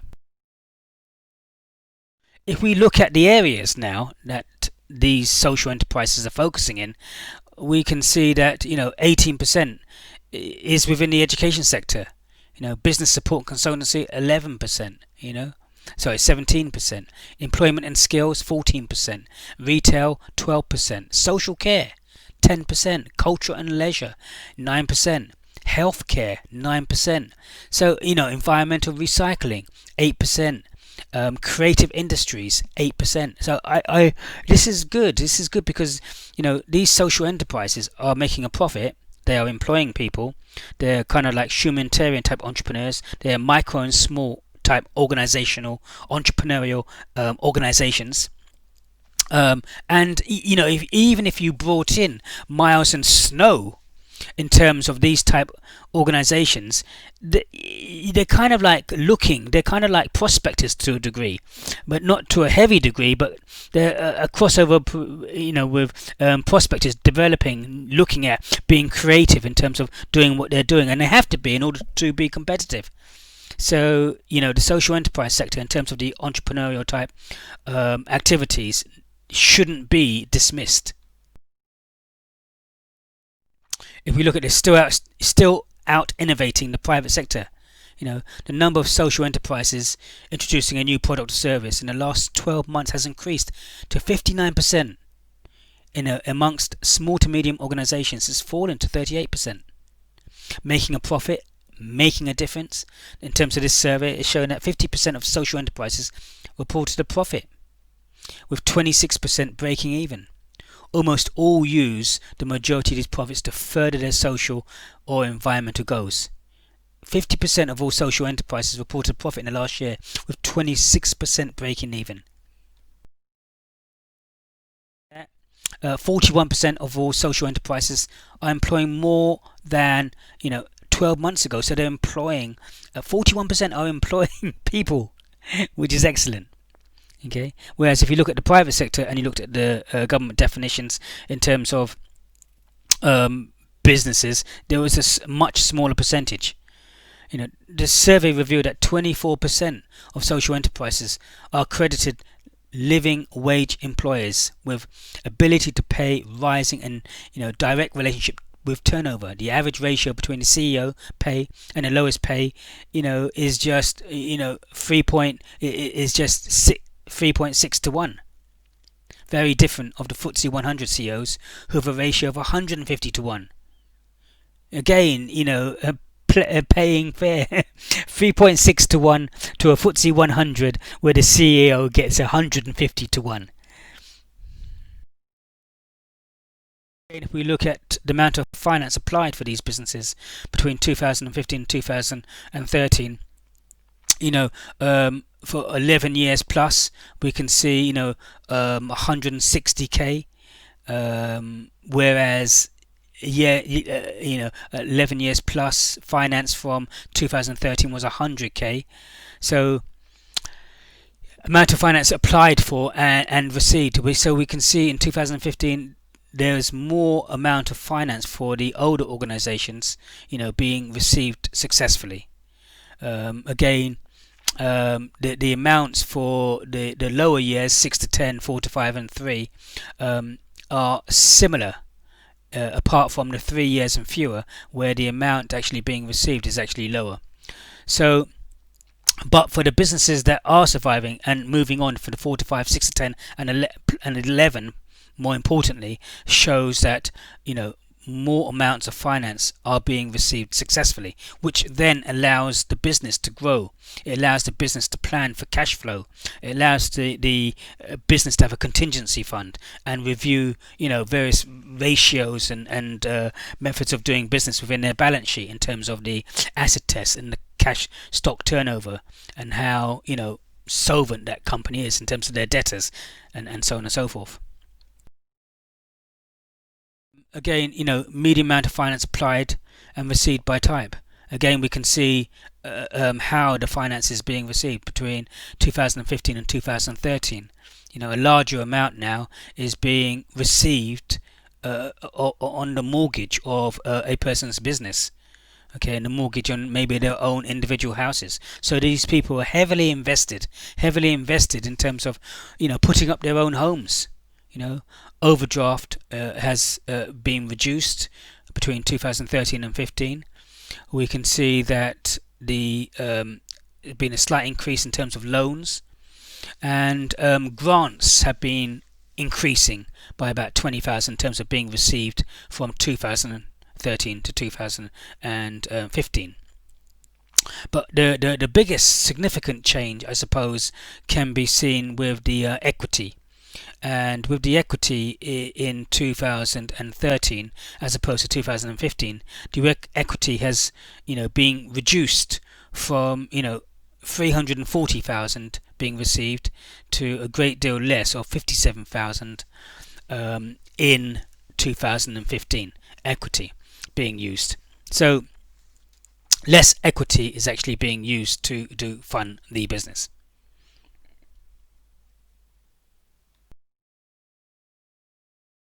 So when we look at the economic impact of entrepreneurial firms, we can see the economic impact in terms of innovation to the country, new ways of doing things, job creation.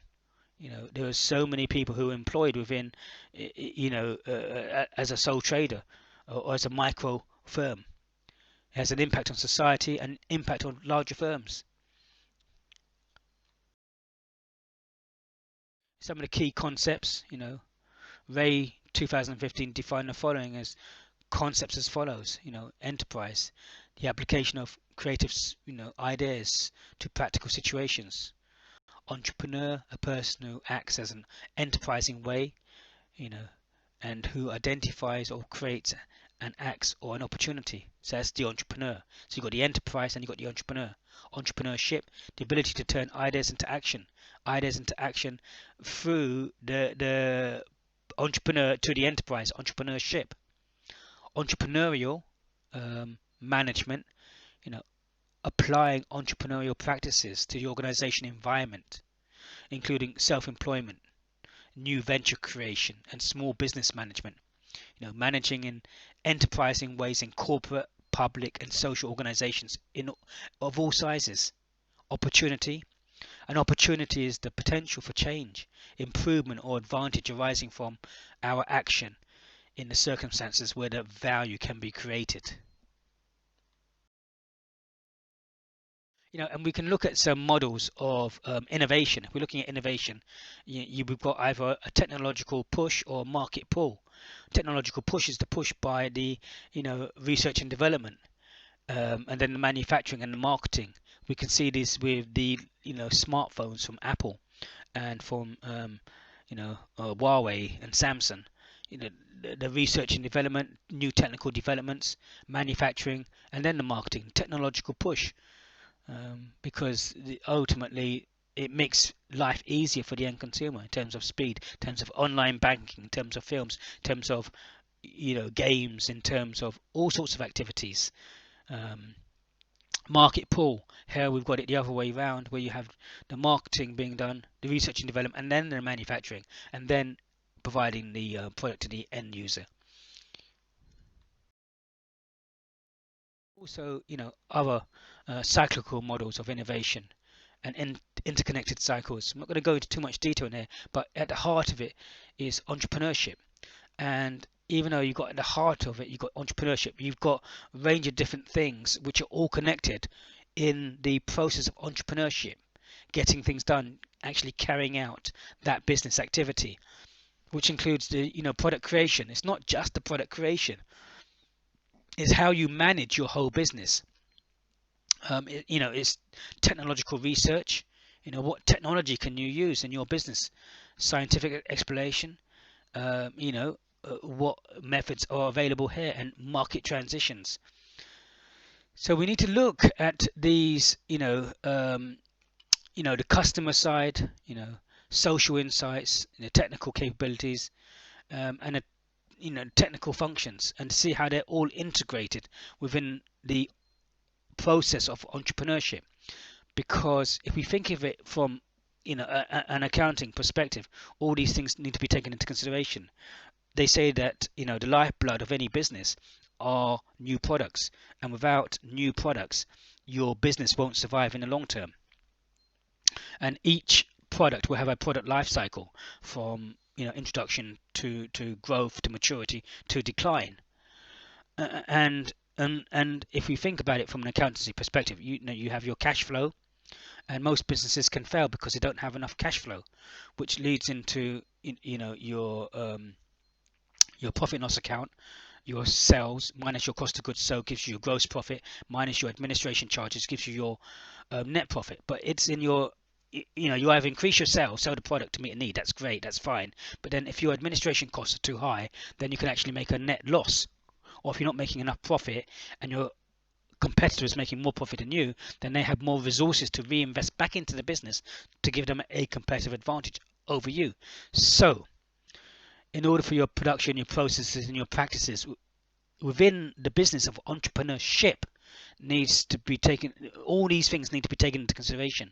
Again, if you look at Tesco's, they have within their processes technological research, they have scientific explanation in terms of all the things that they're doing. They are implementing lean, total quality management, continuous improvement.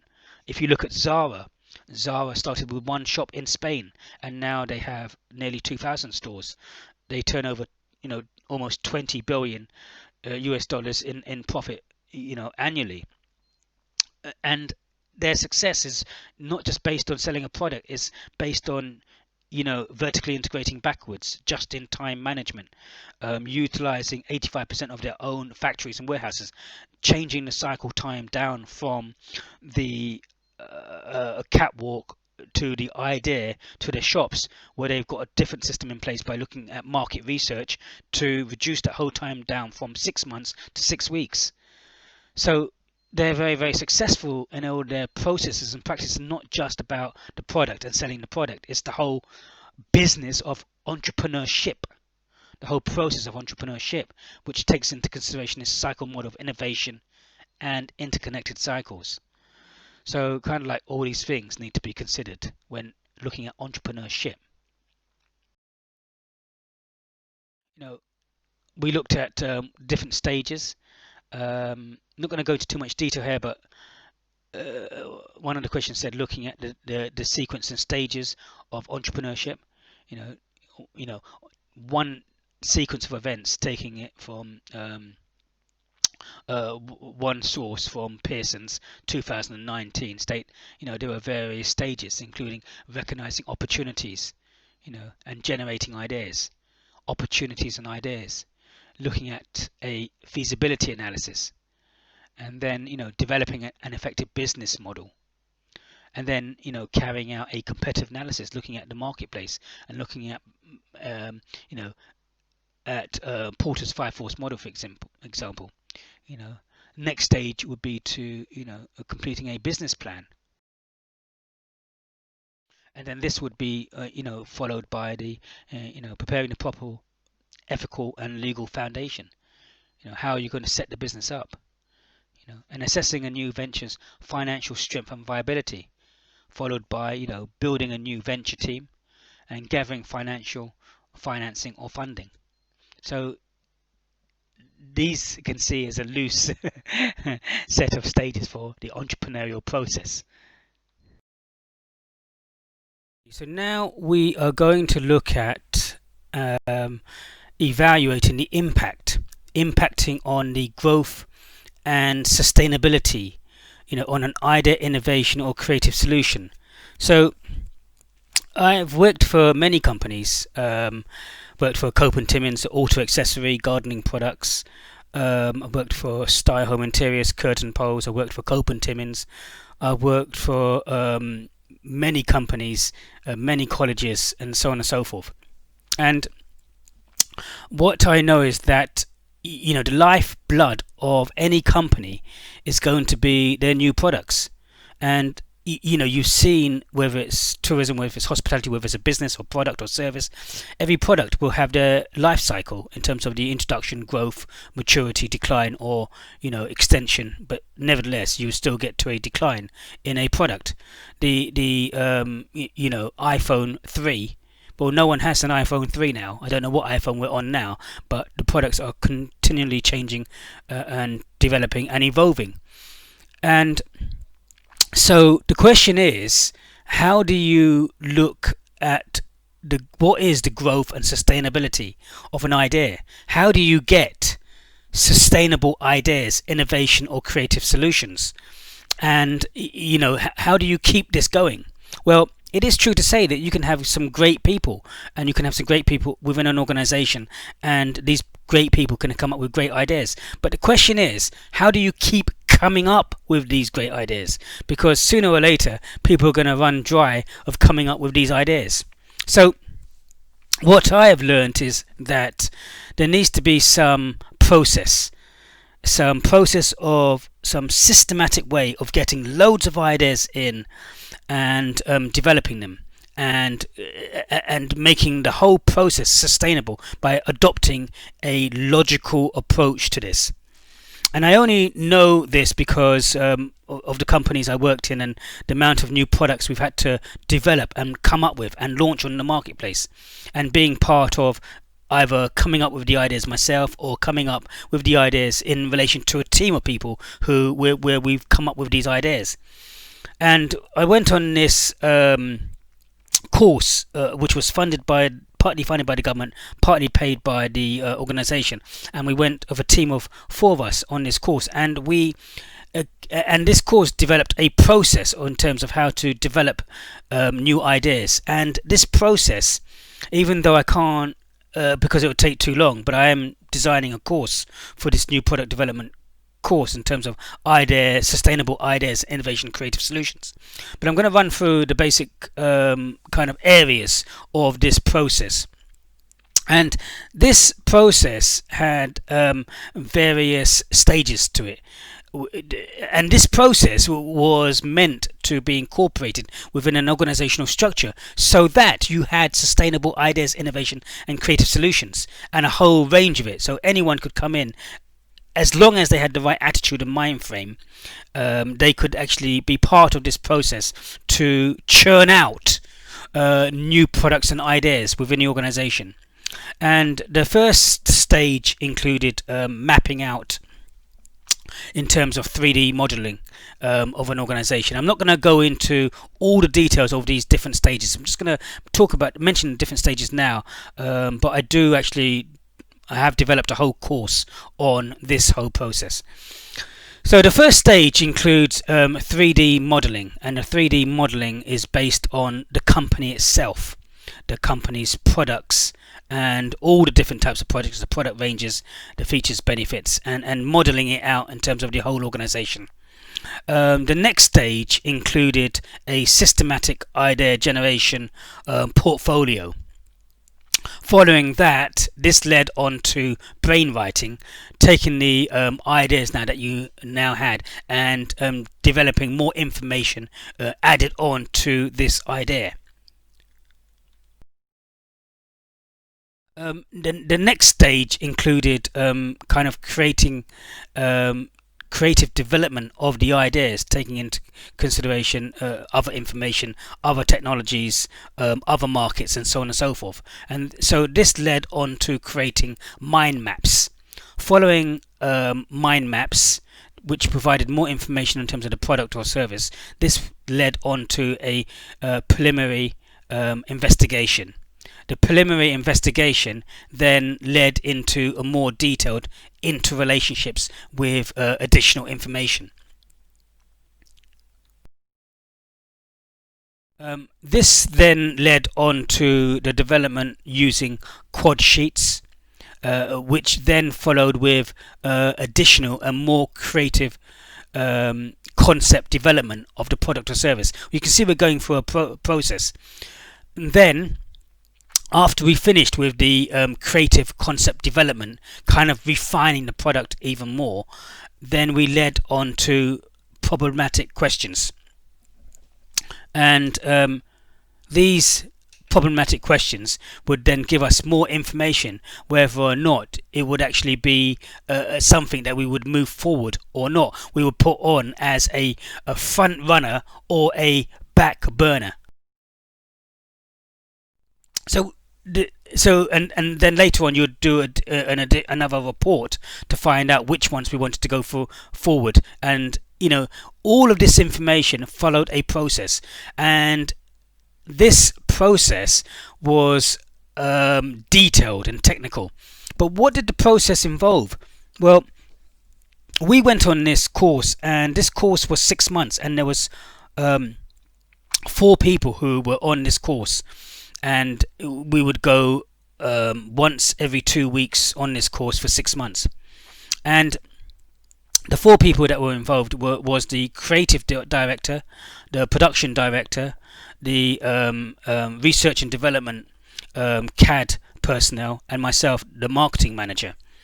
And we went on this course and we developed and came up with 500 product ideas going through this whole process. And it was a process. We came up with 500 product ideas. And from those 500 product ideas, you don't launch them all, but we launched 20 new products from those 500 into the company. So the question, so let's go back to the question. So what I'm saying is that yes, you can be creative in development, but there comes a time when your ideas can dry up. So what I'm saying is, from the experience that I have, is that this needs to be a process, and this process needs to be incorporated to the company. You can't just have, it's not just based on one person, but in fact we had 4 people once every 2 weeks taking half a day of our time. So 4 people once every 2 weeks, half a day of their time away from their normal work. And it took time for us to come up with these product ideas. It took us six months, and then another 6 months to a year to actually launch 20 of these ideas. So you need a process, and the point about this process is that it needs to be incorporated into the organizational structure, and it needs to be incorporated into the organizational structure in terms from the top coming down. It can't be implemented from the bottom coming up. It must be believed in from the top management and directors as being absolutely essential to the growth and sustainability of ideas, therefore to the future growth and success of the organization. So I'm only basing this on the organization and organizations that I worked for and the products that I've actually launched with various teams onto the marketplace.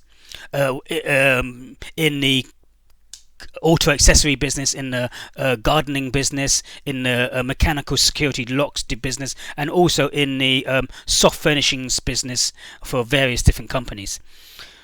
So, but the question really comes to, it says evaluate the impacting on the growth and sustainability. So in other words, evaluate the impacting upon this. So in other words, what can actually stop this from happening? Well, various things can stop this from happening. This includes the fact that you may be overworked, and you may be a manager where you have got 15 to 20 projects on the go. And you've got all these things happening. You could have I had a national marketing campaign going on for the stop lock range.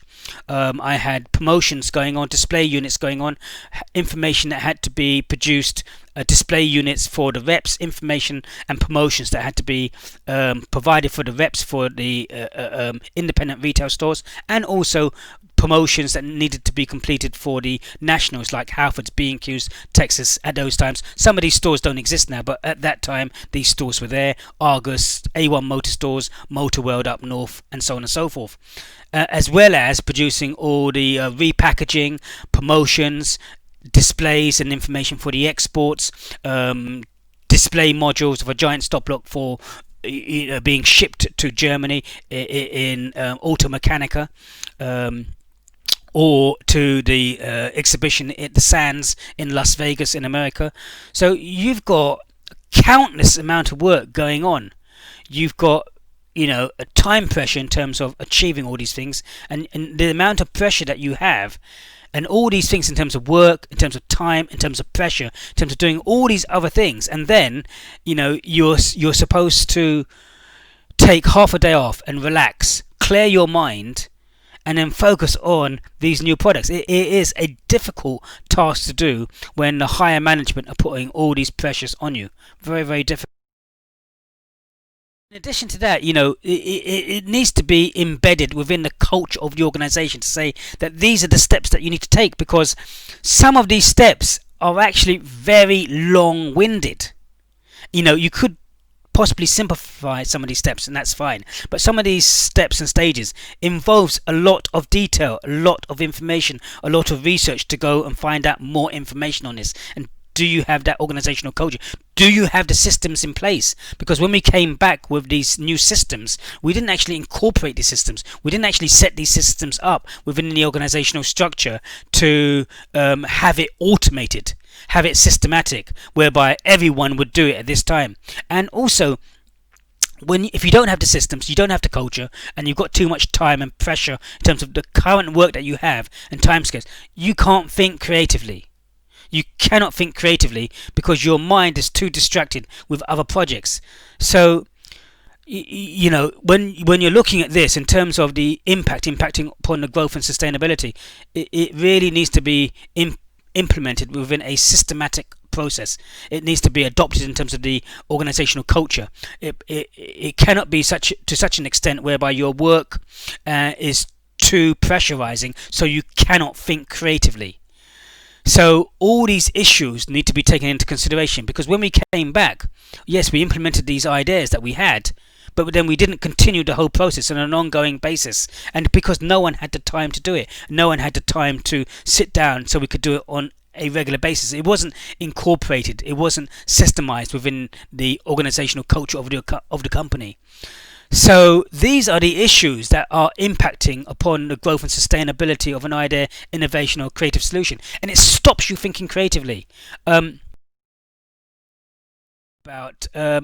have had so many products that's come onto me that if I had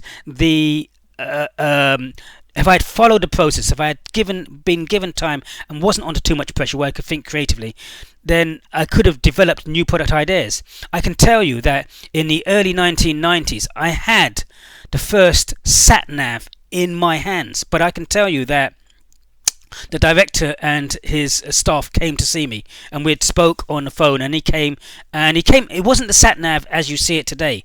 In fact, they came with a different idea, which was the company that they had put a satellite into orbit around the earth, and they could now they owned that, and they had the way to monitor our agents and reps going out into the field. So they would put something in the cars of agents and reps, and this would, from the business side of it, it would monitor exactly where the agent and rep went, when they went to that location, how long they spent, what door they opened, and so on and so forth. Now, okay, so it wasn't exactly the sat nav that you see today, but you see, with this process takes an initial product idea and it rechanges it and it morphs it into something else, into 1, 2, 3, 5, 10 other product ideas.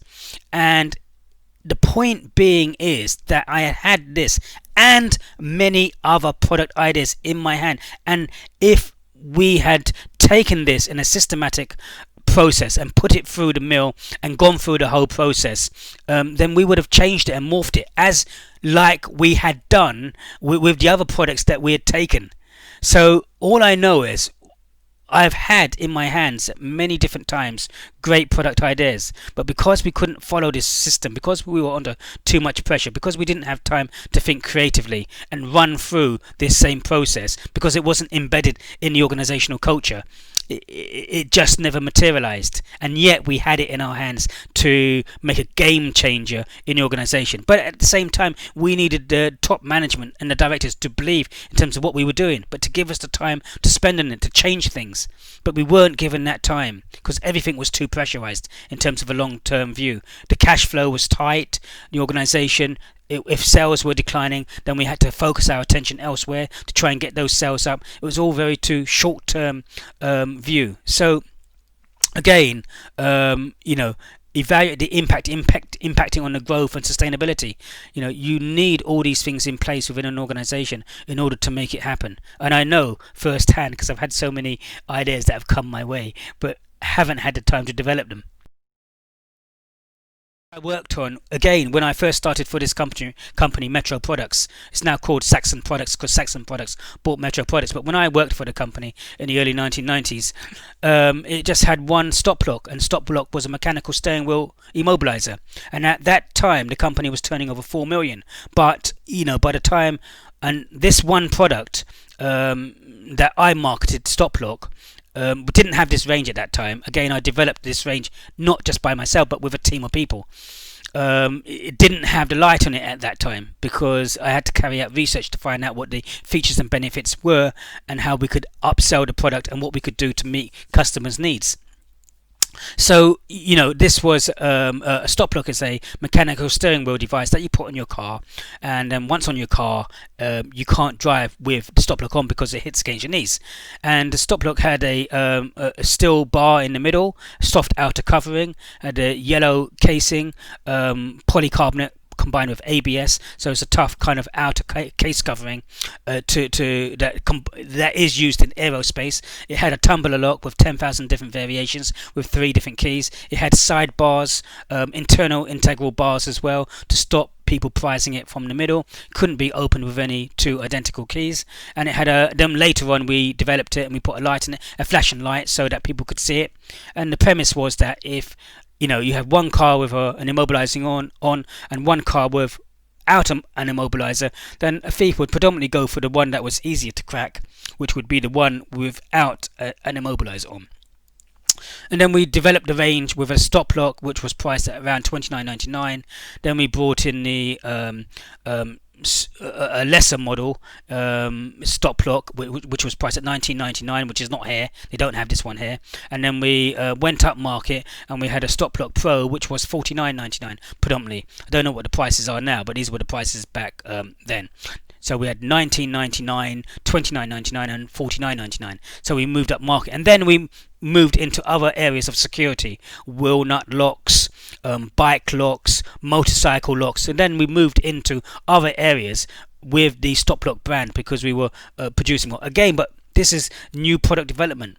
So this product development was the main product and the main source of the income for the company. So this is where the initial ideas went, and we produced a whole range of different products, and I was managing all of these products. I was managing this budget of £1 million a year for this product range. But I can tell you that all the experience I've had, that in order to make something sustainable, you must actually develop it as a process, to develop it within the organization in terms of the systems, culture, creativity, in terms of the time pressure. It must be believed in from the top, where you're given a time to develop these things. Worked on, we had the company already had the flexi cap, which was an emergency fuel cap. They had already developed this, and they had a 25-year patent on it, which was really good. But as when the patent came up, they had to develop another one. And this was basically when someone lost their fuel cap, you could put the universal fuel cap. And this brought in the company, for 25 years, distributed via Halfords and the independent stores and the A1 Motor stores and the Motor Worlds up north and down south. This brought in the company 250 turnover, £300,000 per annum. One of the ideas that I came up with, and through this process, was the reversible L plates with the P's and the L's. And we developed this, and came up with an idea through joking and laughing, being creative, and we launched this through Metro Products to Halfords. This was the first product that that we had launched. So when we're looking at this, we can see. So having developed with a team of people new product ideas, and seeing how the product ideas have been created, and working with different inventors on the Safe Fit range, on various auto accessory ranges and security ranges, and so on and so forth. It has been good, but I do believe that, having gone on this program, that a systematic approach needs to be adopted in order to make these sustainable. Because you can always get new products coming in from different inventors and people offering these products to your company, but you need to be able to have a range of new products being developed on a regular, consistent and sustainable way within your organization. And in order to do that, you need to adopt systems. The right culture needs to be there. You need to have the time. Then can't be too much pressure. You need other people within the organization involved within this process, and it needs to be believed in, and this all leads to creativity. So when we're looking at these in terms of the impact upon the growth and sustainability of an idea, it really needs to be a process. It needs to be systems. It needs to be part of the culture. It needs to be supported by the top management. It needs to be financed, and other people within the organization need to see it as equally important, and be part of the process. So when you're looking at this, try and take these things on board in terms of a process and the factors that can affect these factors in a positive or negative way.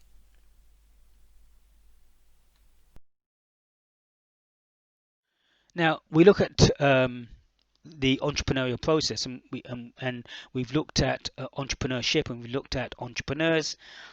We looked at the characteristics and the internal and external moderating and contextual factors. So really we need to look at the different types of startup firms, and I'm sure that a lot of you have covered a lot of these already before. But let's just look at some of the startup firms in the private and social enterprise sector. When we are looking at these startup firms, we can see, entrepreneurial firms, we can see lifestyle firms, and we can see salary, substitute firms. Salary substitute firms that basically provide their owner or owners a similar level of income, to what they would have been able to earn in a convenient job. Salary substitute. And here the people don't really want to report to someone else. They don't want to travel into work. They want their own independence, and they want their own freedom to conduct their own way, as long as they can still maintain the level of income that they had before when they were working. Lifestyle firms that provide their owners the opportunity to pursue a particular lifestyle and make a living at it. So a specific lifestyle that they want to live, and it might mean that they may not be able to achieve that from the job that they were working in. So they have this job this company, and this like their company brings in X amount of profit to allow them certain things to be able to do 2 or 3 holidays a year, doing this activity or that activity because they have the financial resources to do that. Entrepreneurial firms that bring new products and services to the market by creating and seizing opportunity regardless of the resources they currently control. That can be very fulfilling in itself, to be able to identify what the needs are of consumers and then to create a product and then to launch it on the marketplace is one of the most satisfying things possibly. I mean, it is a good feeling to be able to do that. You know, when we look at firms, so we've looked at the different entrepreneurial firms, but how are you going to set this up? If we look at the market sectors in the UK, you have the public sector, you have the private sector, and you have the social enterprise sector. The public sector is more public owned organizations, national health, schools, government, councils, fire service, police, and so on and so forth. You have the private sector. The private sector, and different types of organizational structures: a sole trader, a partnership, a private limited company, a public limited company, a private limited company. Then you have the social enterprise sector, charitable organizations, and private limited companies by guarantee, limited by guarantee. So, in the private sector, we've got the sole trader, partnership, partnership by limited liability partnership. You have the private limited company and the public limited company, and in the social enterprise or non-profit, you have charitable organizations and private limited companies by limited by guarantee. So when we look at this, things that must be taken into consideration would include the cost of setting up and maintaining the legal form, the extent to which personal assets can be shielded from the liabilities of the business, tax considerations, and a number of types of investors involved. So this is all to do with how you set up a business.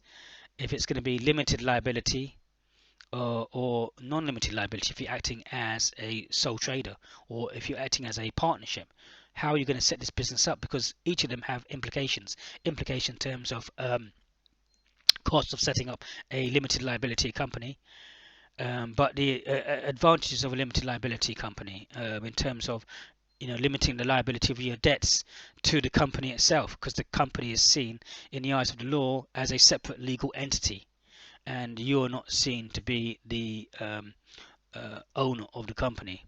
In terms of you're not seen to be the person at the head of the company.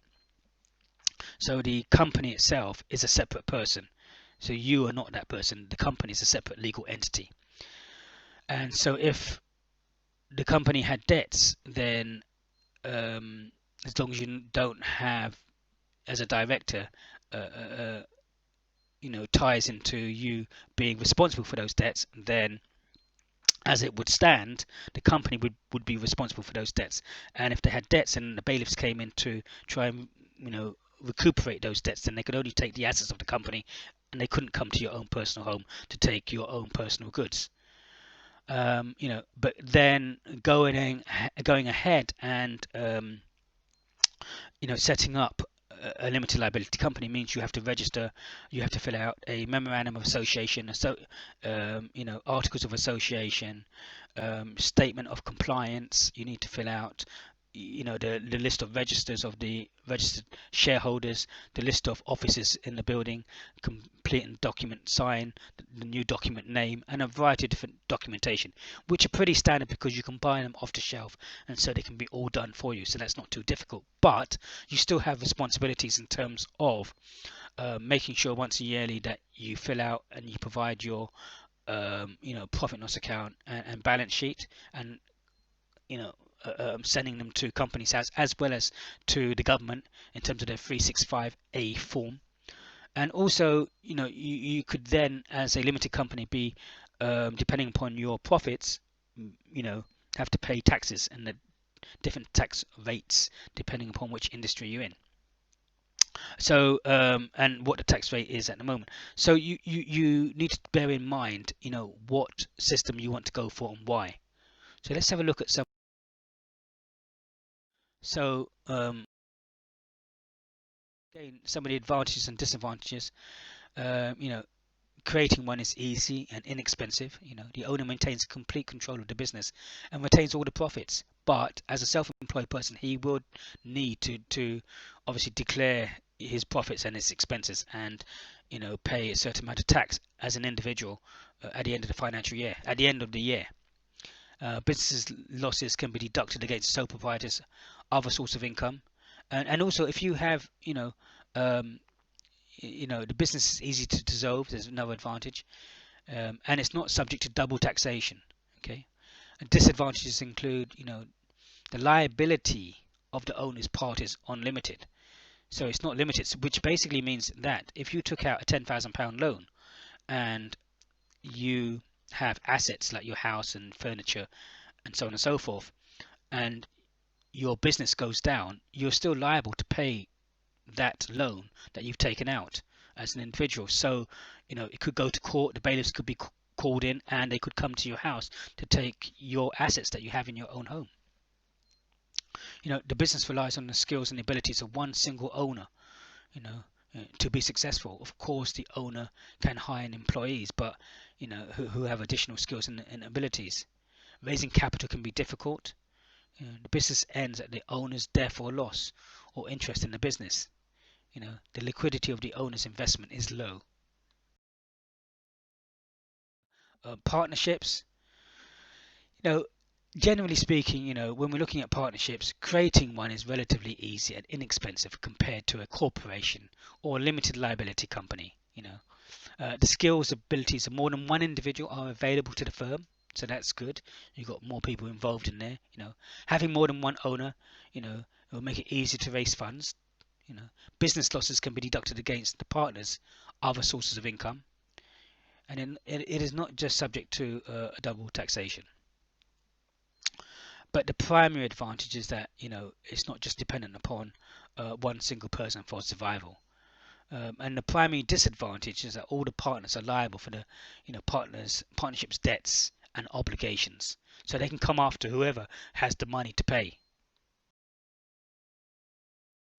When we think of limited partnerships, well, this is a modified form of a general partnership. The major difference between the two is that a limited partnership includes two classes of owners: general partners and limited partners. The general partners are liable for the debts and obligations of the partnership, but the limited partners are only liable for the amount they've invested. So, good. I prefer, if I was going to go into partnership and I was going to be a silent partner, I would prefer to be a limited partner, so that the money that I've invested, if the business doesn't go well, then I'm only limited to the liability of the money that I have invested.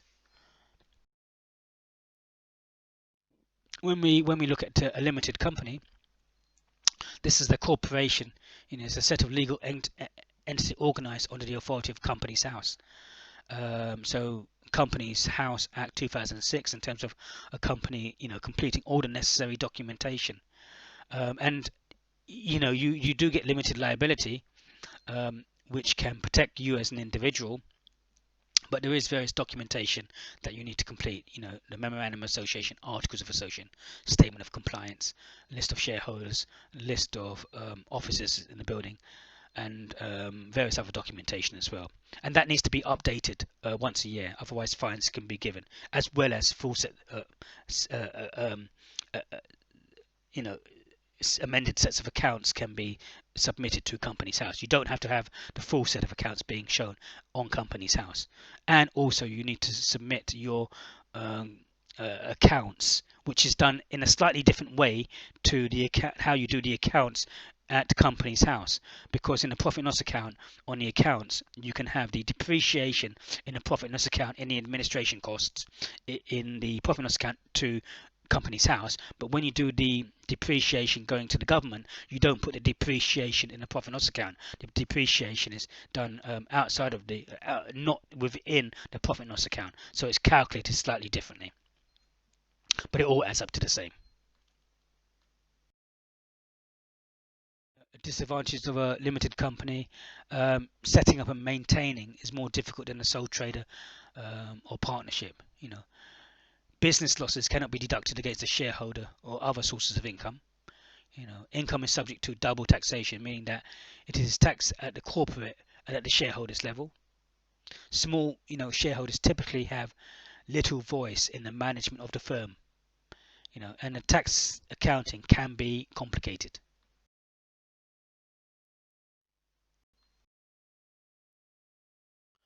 Now, when we look at, the importance of the setup, just going back slightly, when we look at, charitable organizations like Oxfam are part of the social enterprise sector.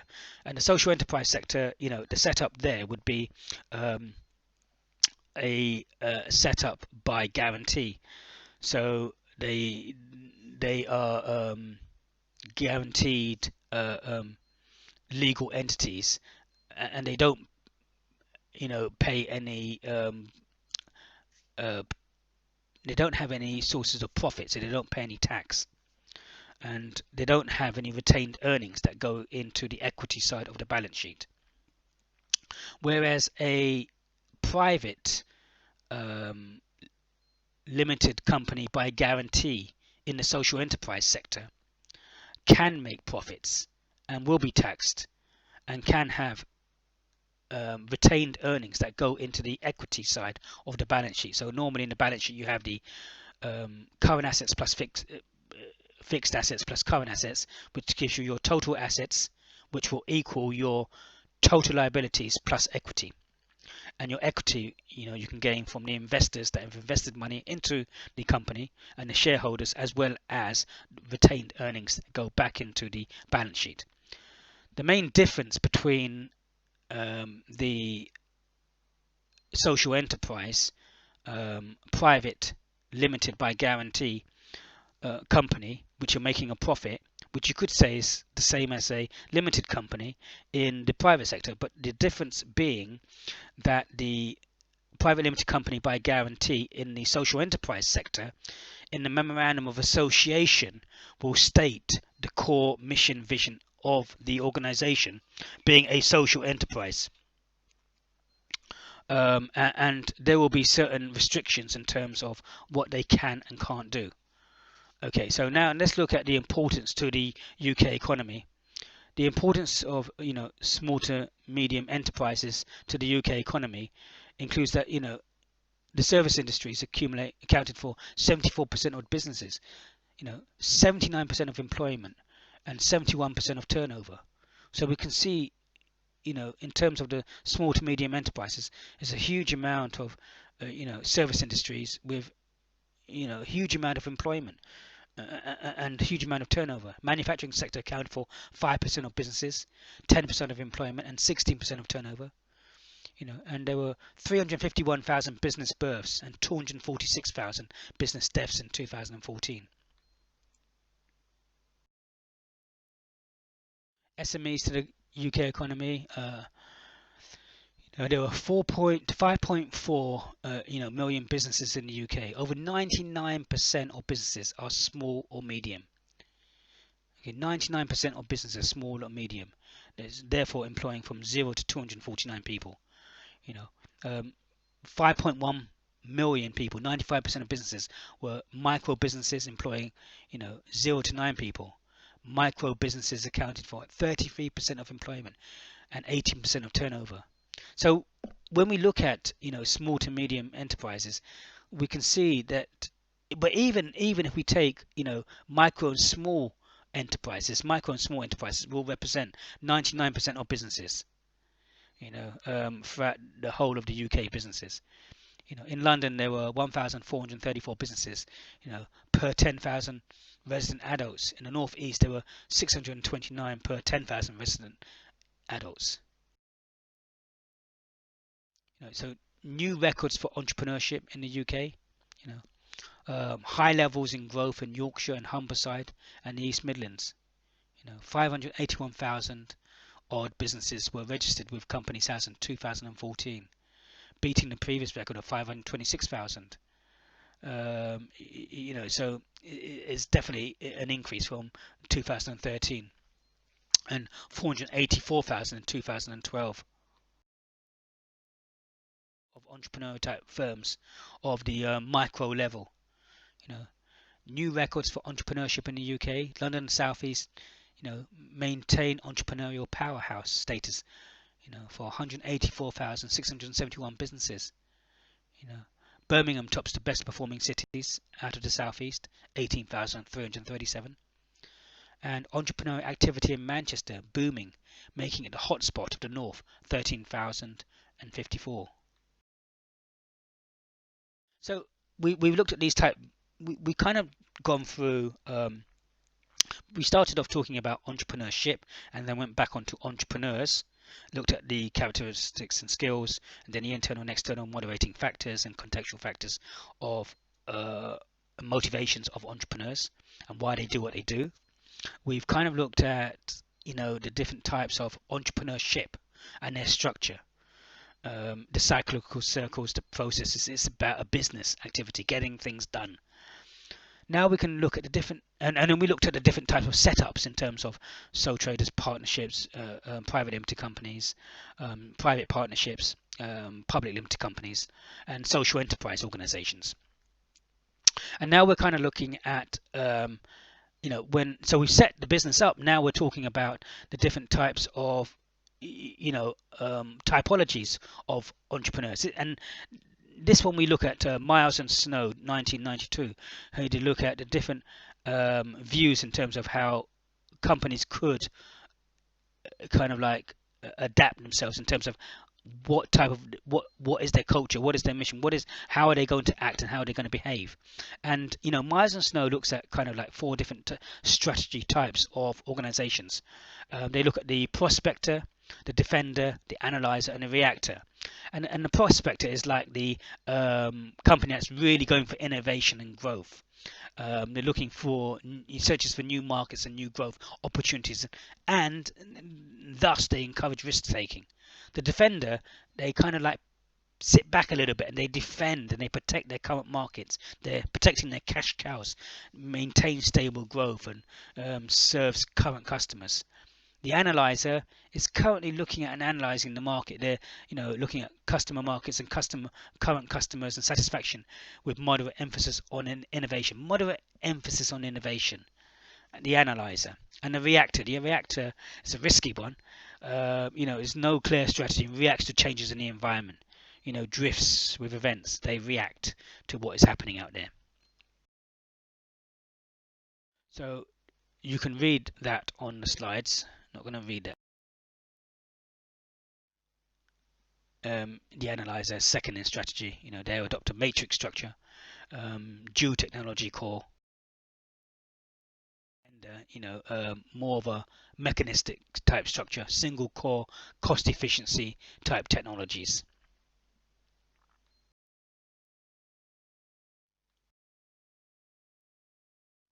Now we've looked at the type of firm that you think you might be, whether it's a prospector, an analyzer, a defender, or kind of like a reactor. You're going to just sit back and wait for things to happen. Now we're saying to ourselves, really we need to think about, how you're going to conduct your marketing plan. We talked about the process for you presenting your product or service, but then you need to think about, once you've set up your business and then you've looked at the kind of philosophy you're going to adopt in terms of an analyzer, a reactor, a prospector, and so on and so forth, or a reactor. How are you going to conduct? What is the management process? The management process is going to be establish your mission, your vision, your aims and your objectives, and then conducting your situation analysis. Your situation analysis including SWOT, PESTEL, and then a Porter's 5-force model, which gives you then you lead into your strategy. You can determine your strategy in terms of segmentation, targeting, and positioning, which then leads you into your implementation. Your implementation, of your marketing mix, your basic marketing mix, your product, price, place, and promotion, which leads you into the process of controlling the whole management strategic process to ensure that your aims and objectives are actually met. So let's go into this into a little bit more detail.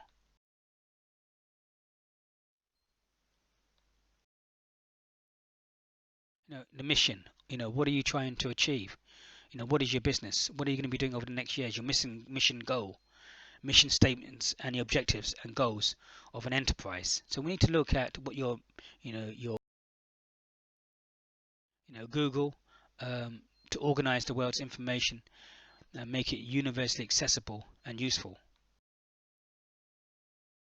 Using our portfolio of brands to differentiate our content, services, and consumer products, we seek to develop the most creative, innovative, and profitable entertainment experiences and related products in the world.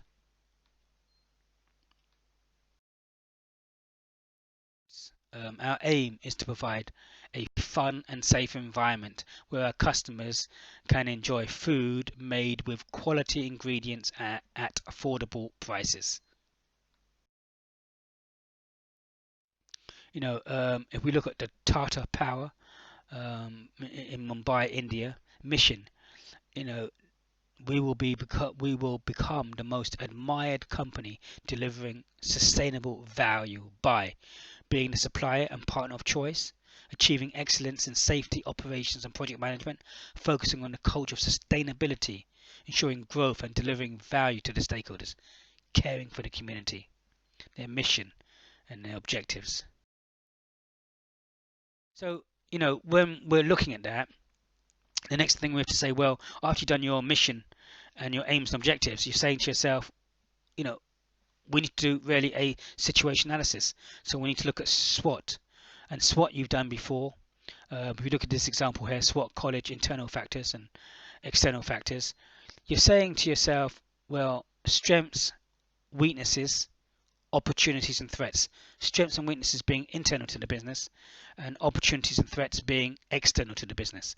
So you're saying to yourself, what are some of the main strengths and weaknesses, opportunities and threats in relation to your business? So you wouldn't just detail them all, but maybe the top 2 or 3. Here we're looking at Porter's 5-force model.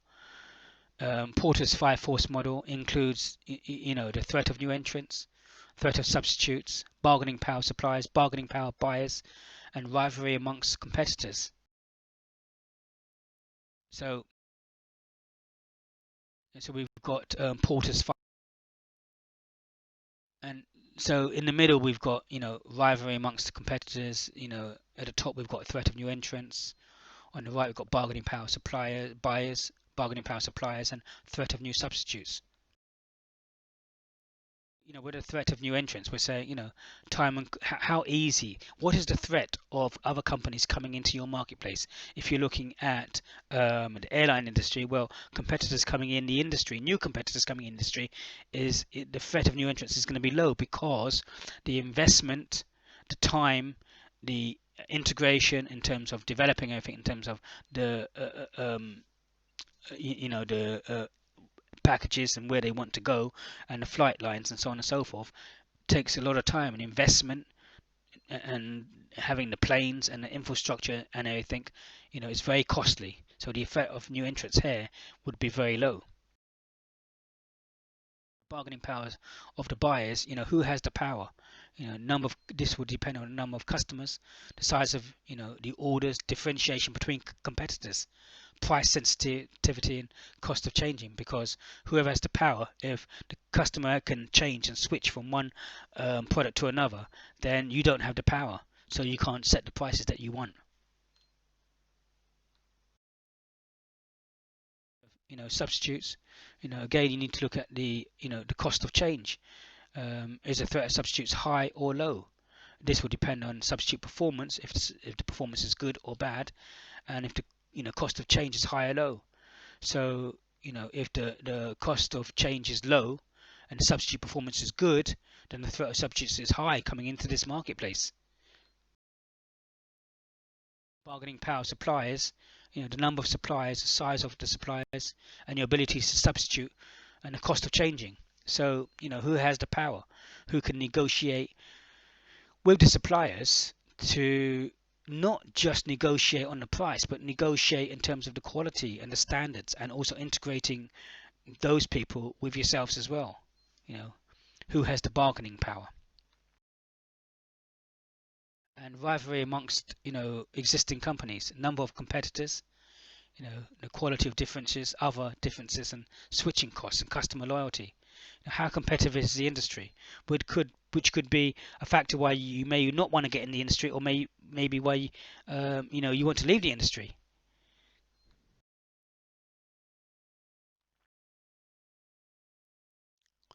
So after you've kind of looked at the situation analysis, including SWOT, you would obviously look at PESTEL as well. PESTEL being the political, economic, social, technological, legal, and environmental factors, and saying, well, what's happening there? If you take the example of Brexit and the UK, you could say in terms of Toyota, for example, with Brexit and the political situation, how is that going to affect Toyota in the UK? Well, if Toyota have to export from their manufacturing in the UK to Europe, and they're going to be faced with additional tariff barriers, then this could affect Toyota in terms of increased costs and lower sales. Therefore, Toyota may want to react and move the manufacturing plant to Europe, for example.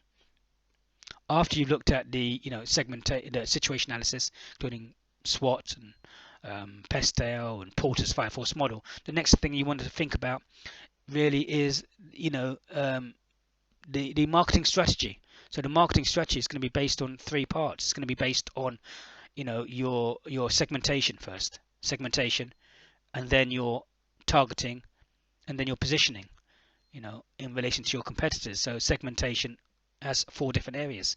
Geographic segmentation, which area do you want to base your business in?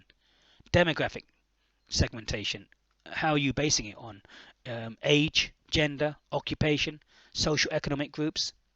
Behavioralistic segmentation, wanting a competitive edge, benefit sort, loyalty status, ready to buy, early adopters, and psychographic segmentation, depending upon their lifestyle, attitude, education level, and class. So these things you take into consideration.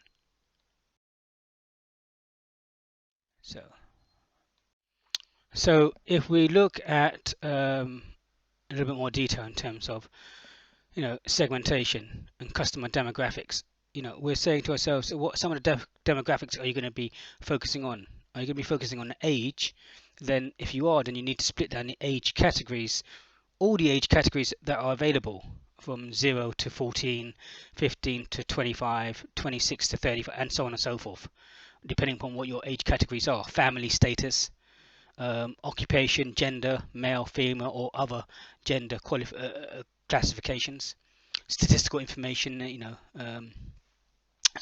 but geographical demographics as well, in terms of where and location, but that's different from customer demographics. So occupation as well, and so you need to break these down into more detail. If you're going for family status, how many members are there in the family? 1 member family, 2 member family. So one children, 2 children. So family size of 3, family size of 4, family size of 5, for example. If we look at the psychographic segmentation, we're talking about really here lifestyle. What are the lifestyles in terms of the psychographic segmentation, which we've looked at some of the elements up above. So when we're looking at the STP process, the segmentation, targeting, positioning process, we're saying to yourselves, ideally, the first thing that you want to do is to segment the marketplace up. Is to say, well, how am I going to segment the market? Look at some factors in terms of demographic variables. What variables am I going to use in demographic variables? Age, sex, occupation, and then geographic segmentation. Which area am I going to be targeting? Because you may have only a limited amount of resources. And then you might use psychographic segmentation and behaviouristic segmentation. And so you detail all the elements. You don't say at this stage which elements you're going to go for within, demographic, geographic, psychographic, and behaviouristic. You just detail the 4 different areas and then the different variables within each segmentation you're going to go for, and then you break that down even more to say this is going to be split, for instance, demographic segmentation by gender, so by male and female. But then when you're targeting, you're saying that you're going to target female. And so you go into specific segmentation criteria and then the elements, and you say who are you going to target within those segmentation. And after you've done your targeting and you know exactly who you're targeting and what their profile are, then you look at your positioning strategy. How are you going to position yourself? How do you want your product or service to be viewed in terms of your target market?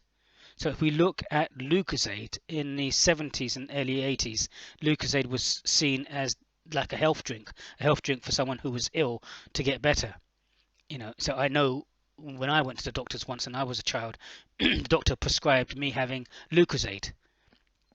So Lucozade was seen as an energy drink to get better for people who were ill. But later on, Lucozade changed their positioning strategy to the sports drink, and you started to see it with the Olympics and Daley Thompson holding the Lucozade, and ads after that where they had repositioned themselves as the drink for sports people. And that's how people see it today. Lucozade is seen as a sports drink rather than as a drink for people to get better when they're ill. So how are you going to position yourself? Again, we've looked at the mission, vision. Come up with your your mission and your goals for your product or service. Do a brief SWOT, Pestel and Porter's analysis briefly, and then come up with your marketing strategy, your segmentation, your targeting and positioning, and then obviously after that is the implementation of the marketing mix, the product, price, place and promotion. Product, when we're talking about the product, we're talking about the core product and the augmented product. We're talking about what is design, user experience, what is the branding, which is the augmented product. What about the packaging, and what is the core product? You've got the core product and the augmented product. What is going to be your whole product? Don't really want to go into too much detail, but you need to give some description of your core product and your augmented product, your branding. Pricing. What pricing strategy you're going to go for. You're going to have discounts, competitive pricing, value to buyer. Is it going to be, market penetration pricing, going in at a low price? Are you skimming the market, going for a high price and then coming down in price later? Are you using psychological pricing? Are you using cost-based pricing? What type of pricing strategy are you going to use and why? Um, how does the customer act or buy? Where is going to be your location? Is it going to be in town? Is it going to be out of town? Why are you going to choose what locations you use? If you look at IKEA predominantly are based out of town in retail parks. You don't see IKEAs in town, and that's a predominant view in terms of what they do. But if you look at in Japan or China, if you look in China now, they have a slightly different strategy in terms of their location, where they locate their IKEA stores nearer to town centres in walking distance. And then promotion, what is going to be your promotion? What is going to be your message? A method of delivery, message, timing and delivery, communications. And within your promotion, there are 5 elements. There's, promotions, which includes the advertising, what type of advertising mediums you're going to use. You have sales promotion, which is a temporary addition of value. And what sales promotion? Buy one get one free, buy two 10% off, 50%. Are you going to have any promotions? You have public relations, PR, public relations, using social media, using Twitter, using all those mediums to get your message across and reach your target market. Personal sales and direct sales. So you have the the marketing mix here, which you should have covered already. Your product, your price, your place and promotion, which all need to relate to your target market. Your product and your branding, your pricing needs to relate to your target market. Your place and your promotion, it all needs to be consistent. These are not done independently, but these are all interlinked together. Your product, price, place, and promotion all interlinked to meet your target market and then to meet your positioning strategy. So if we look at what we've done so far, we've looked at the keywords and broken down the question. We've looked at what we mean by entrepreneurship, and we've gone into detail in terms of the entrepreneur.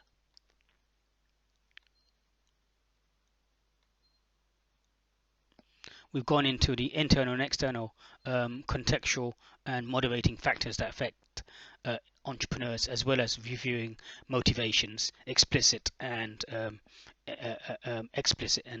implicit. We've looked at processes and setup of innovation type organizations. We've looked at Miles and Snow 1992 in terms of different strategies one could take from an organizational perspective in terms of a prospector, defender, reactor, innovator, as well as we're looking at the initial setup in terms of a sole trader, partnership, private limited company, public limited company. And finally, we've looked at the overall strategy including the the mission, vision, situation analysis in terms of SWOT, PESTEL, and Porter's 5 force or competitor analysis, and then which led into the marketing strategy, looking at the segmentation in terms of demographic, psychographic, behavioralistic, and geographic, which then leads into your targeting strategy from those demographic, from those variables, and then linking into your positioning strategy. And then finally the implementation of the marketing mix, which is focused on the basic standard mix, which were the product, price, place, and promotion. So I hope that has given you an overview of what needs to be done for the first assignment. Many thanks today from Mr.